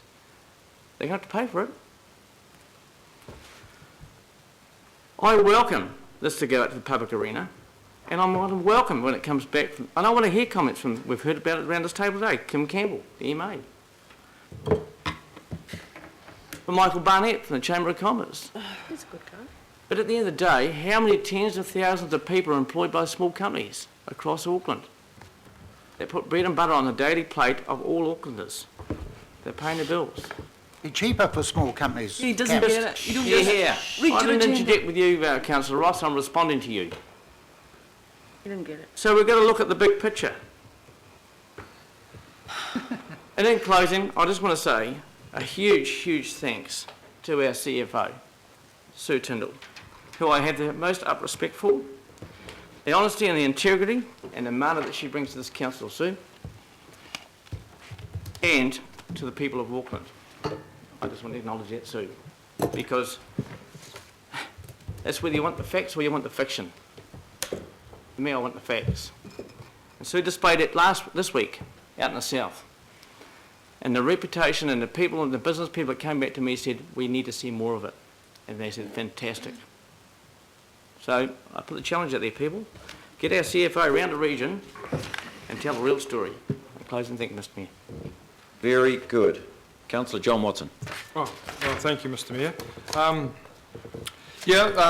I agree with the people who have emphasised communication and explanation as essential in this latest round of consultation. I just hope that there's sufficient quantities of people who are still interested in doing that. I hope so, but I think there certainly is an opportunity to explain a few things that have happened, and also to point the way to the future. And obviously the two main ones that are getting the star billing here are the UAGC and the targeted transport rate. And I think that's welcome, because there is a lot of misunderstanding out in the community with regards both, and I guess most people encounter that on a pretty regular basis. I mean, I have to say with the UAGC, the kind of dollar term differences made, run the risk of putting my neck on the block here, kind of underwhelming really in a rates bill. I mean, I know there's a symbolic importance of perhaps trying to be more fair or more equitable, but I would suggest that even with some of the the more expensive houses, what a 650 UAGC would mean to them is not huge in the scheme of things, whereas perhaps for the lower price properties it's obviously a little bit more significant. So I look forward to some of those examples that the staff have got really being put on the table, so people can see the dollar figures of what's involved, because a number of these options sort of strike me as kind of robbing Peter to pay Paul type of options, really, where someone's rates go down and someone else's rates go up, but and in some respects not in a huge way. So it's better to clear the air and explain exactly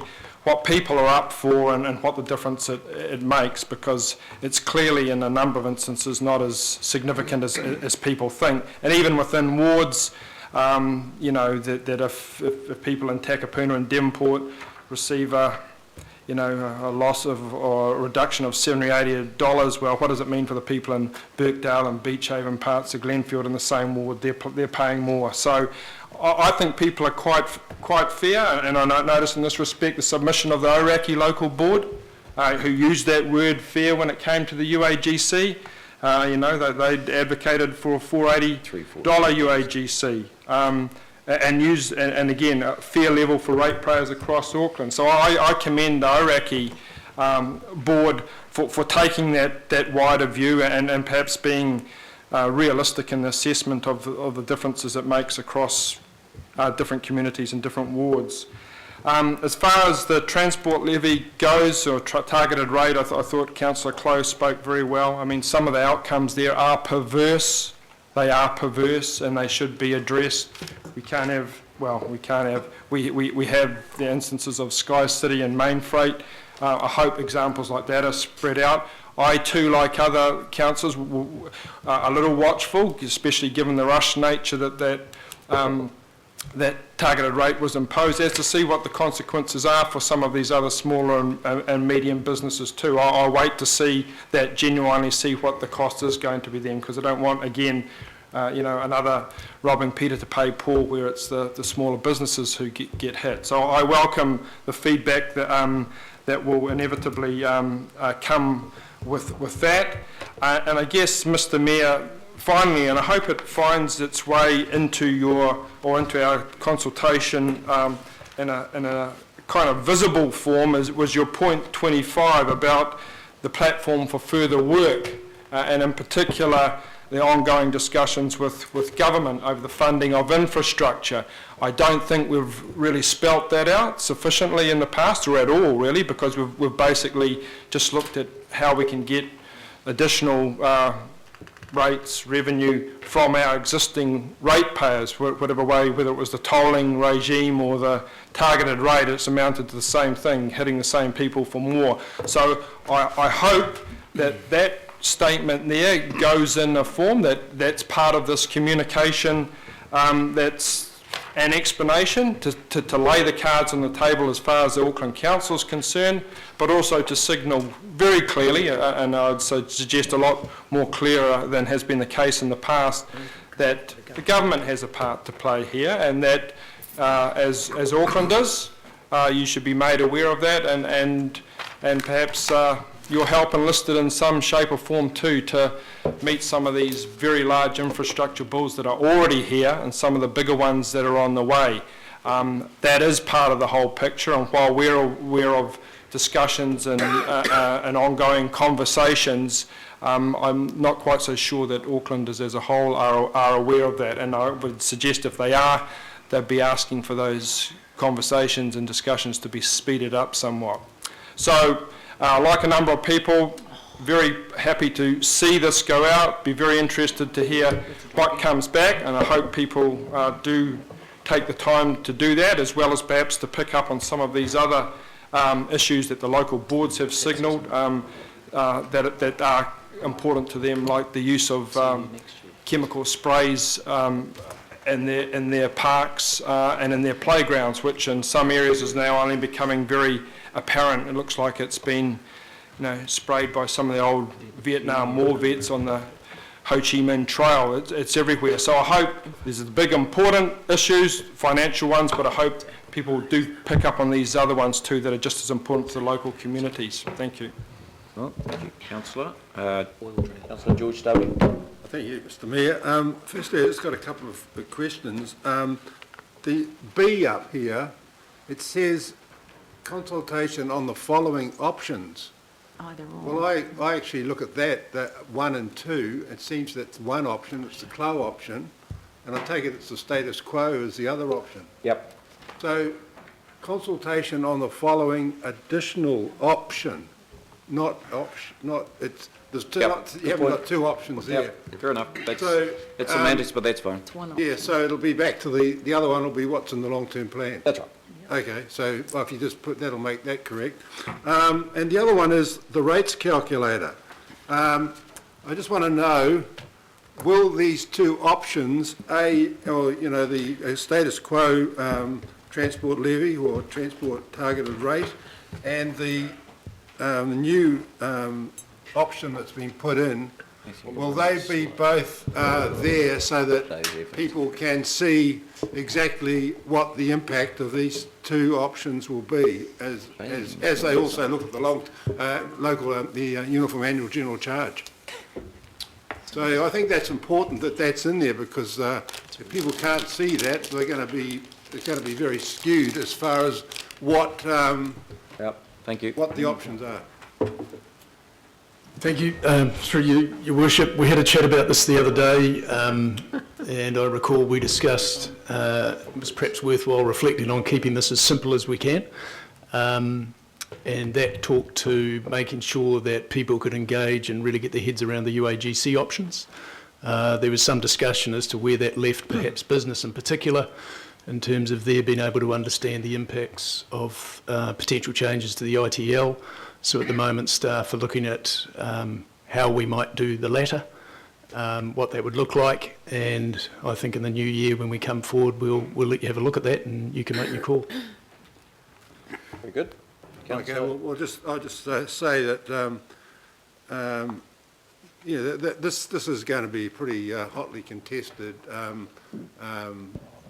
annual plan. I think some of the issues here, because there's philosophical differences and the way councillors see some of these issues are quite, there's quite extremes, and especially in the uniform annual general charge. And I'm very pleased that we've now got this range from 350 up to 650 for the uniform annual general charge.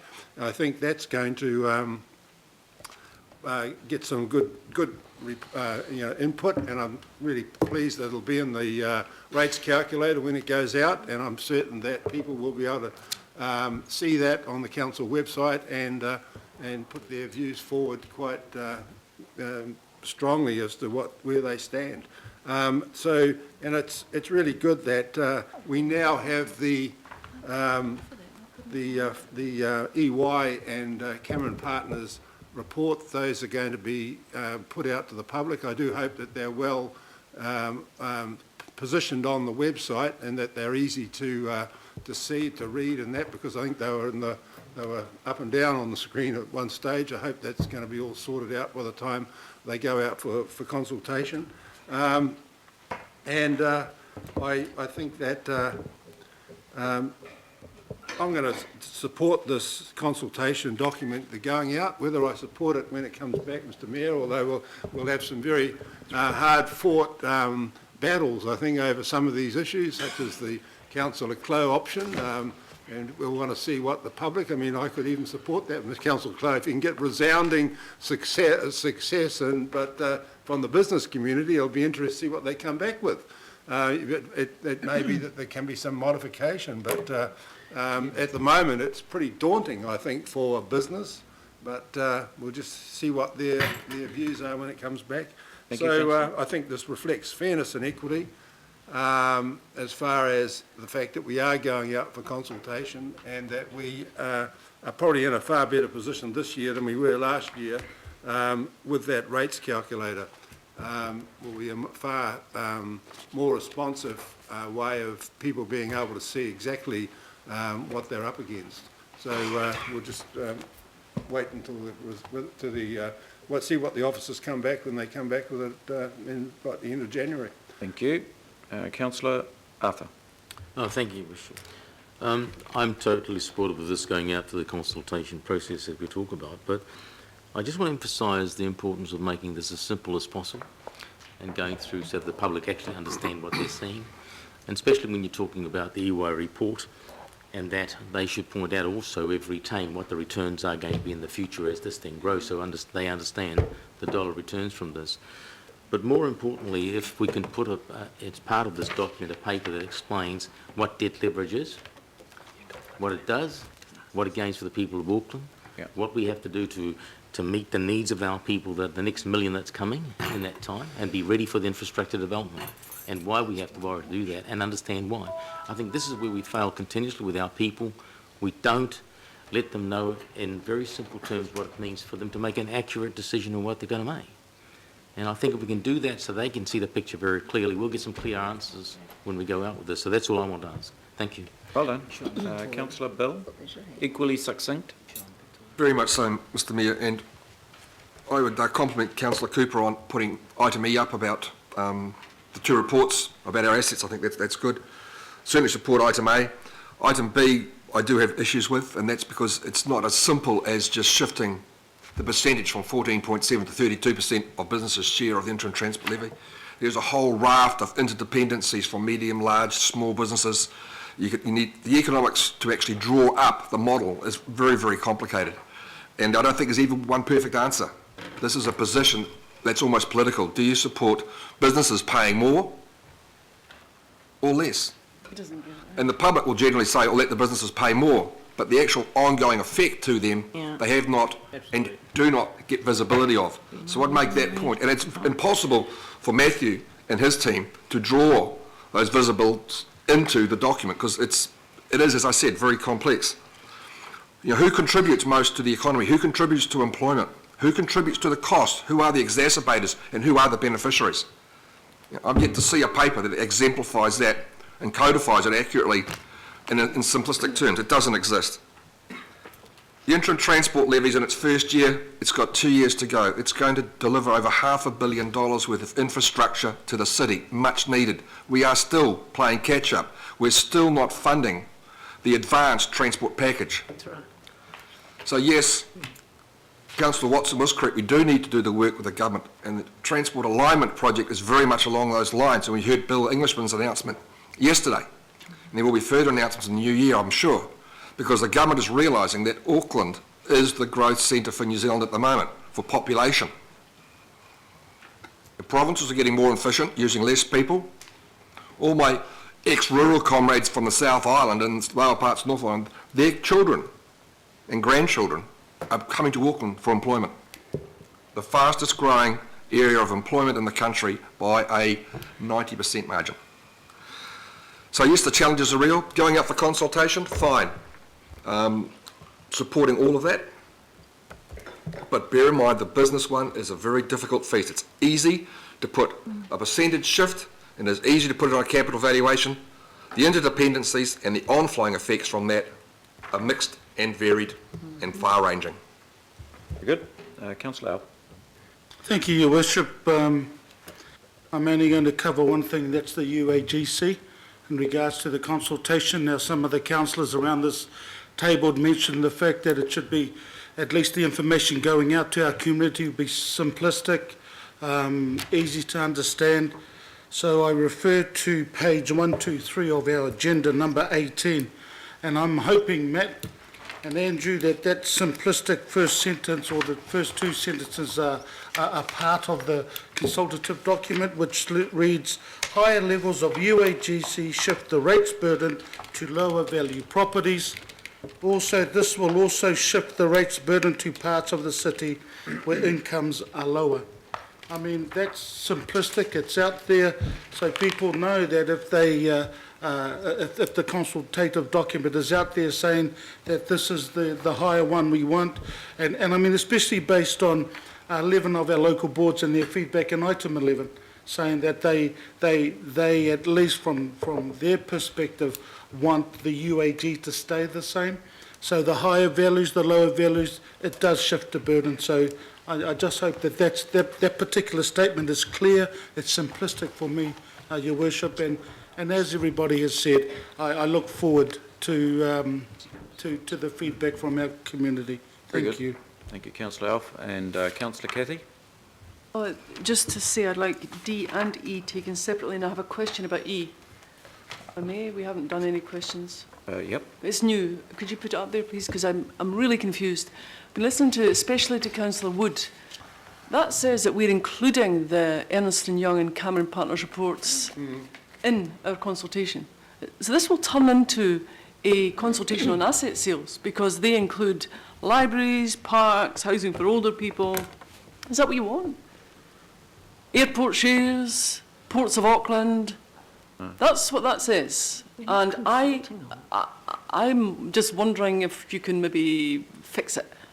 Or is that exactly what you mean? Because if that goes out in its present form and is passed... Yeah, the document's already in the public domain. Yes. Yeah. Are we consulting on asset sales? Is that what this is about? Well, that's what will happen if that actually goes out. No.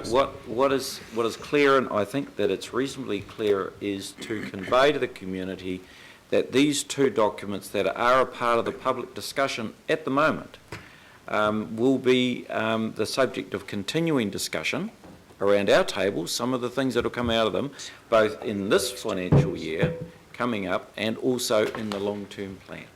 Mr. Mayor, we haven't had any political debate around these options. So that means that both reports in their entirety would have to go out for public consultation because that's what that says. It's not.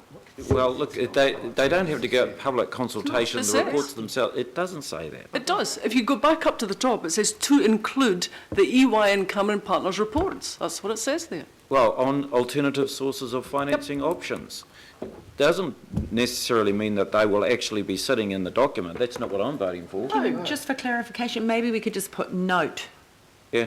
As a note that this will be an ongoing discussion. They're not. They can't sit in the document. I'm just clarifying the words that you've got up there, and that's what it says at the present. Okay, well, the intention clearly is that they're not sit in the document, but note that we're actually doing work that relates to them. That's what we're talking about. Yeah. All right? Yep. That's what it is. Sorted. Okay, right. Anyone else? Councillor Sharon? Can I just ask a question in relation to that? When we moved back in May at the Budget Committee, we said we were getting these reports to inform the annual plan 2016-2017 with the broad objectives of further reducing the proportion of council revenue funded from rates. Now, and maximising return on council's investment. So, I just, is that what that is that by? Absolutely. You're answering that, Councillor George. Okay. I think that what we're saying there is pretty clear because the work that they're reporting on is not work that only relates to this annual plan. It actually will relate to annual plans going forward for a long time. Councillor Sharon. Thank you. I'm quite happy for this to go out to consultation, but one of the things that I'm just wanting to find out, with the businesses, small and the larger businesses, just waiting for you, yeah. Can we have a sort of a rates calculator for the businesses? Because I think, there is a concern, the Sky Cities and the main freights, and then there's smaller businesses that might be sitting on expensive property, but I mean, it could just, tip them over. Yes, we can produce a rates calculator to show the effect of different ITL options on business, and we'll bring you back and show you that in early February, so you can see and give us a view on how well we've got those ideas across to make it really easy and simple to use. Right, so when will that be up and running? So whatever it'll be alongside, so the rates calculator will be available when consultation starts about the 15th of February. Very good.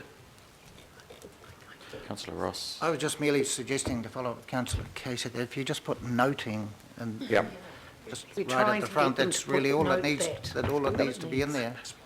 Because if you read the intro, the governing body agreed that a 16th annual plan consultation document. Yeah, just put noting. Include noting the noting EY. The EY. That's what I just said. That's what we've just said. And that just go up, That's what please. we're trying to get them to do. All right, it's okay. I think they're just doing that right now. Okay, so good discussion. Okay, now what I'm going to do is put A, B and C together, and then we'll move D and E separately. Can we have B separate, Mr Mayor, about the business rate?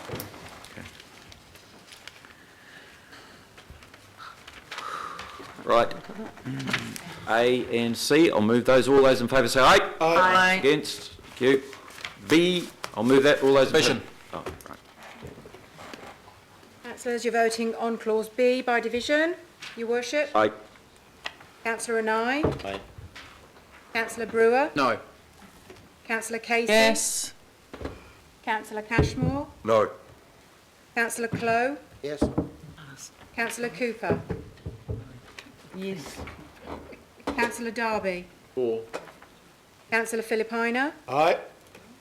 Councillor Fletcher. No. Councillor Hulse. Aye. Councillor Crum. Against. Councillor Lee. Aye. Councillor Penrose. No. Councillor Stewart. No. Councillor Wayne Walker. Yes. Councillor Watson. Yes. Councillor Webster. No. Councillor Wood. No. Pretty level. Yep, thank you. Right, and we move on to item D. I'll move that. All those in favour say aye. Aye. Against? Noted. And E, all those in favour say aye. Aye. It's against? No. Well done. No, recorded. Yep, that most certainly will be. Okay, councillors, thank you very... Mr Mayor, could you note my I abstaining note for item D? your Yeah. abstention. Thank you, sir. Very good. Duly noted. Right, councillors, we're going to take a Record my 5-minute vote break. against D, please. Yes, we're going to take a 5-minute break. We're going to first of all move to the exclusion of the public. One more item. 14 yet. Sorry, guys. Item 14. Item 14, we can do it quickly. Mr Chairman, I'm happy to move. Councillor Christine Happy to will second. move. Councillor Wayne Walker will second. Other consultative content. We have Aaron and Ross here. Look, councillors, is there any question, comment about any of these matters? No, pretty straightforward. Right, well then on that basis I'll move it. All those in favour say aye. Aye. It's against. Pass. Thanks very much, team. Excellent. Right, I'll move the exclusion of the public for all the reasons set out in that document. Move second. Councillor Callum, all those in favour say aye. Aye. It's against. Pass. Thank you. Right, we'll have a 5-minute break, cup of tea, pit stop. Well done, Dr. Bergen. Well, I just pulled it randomly. Yeah, me.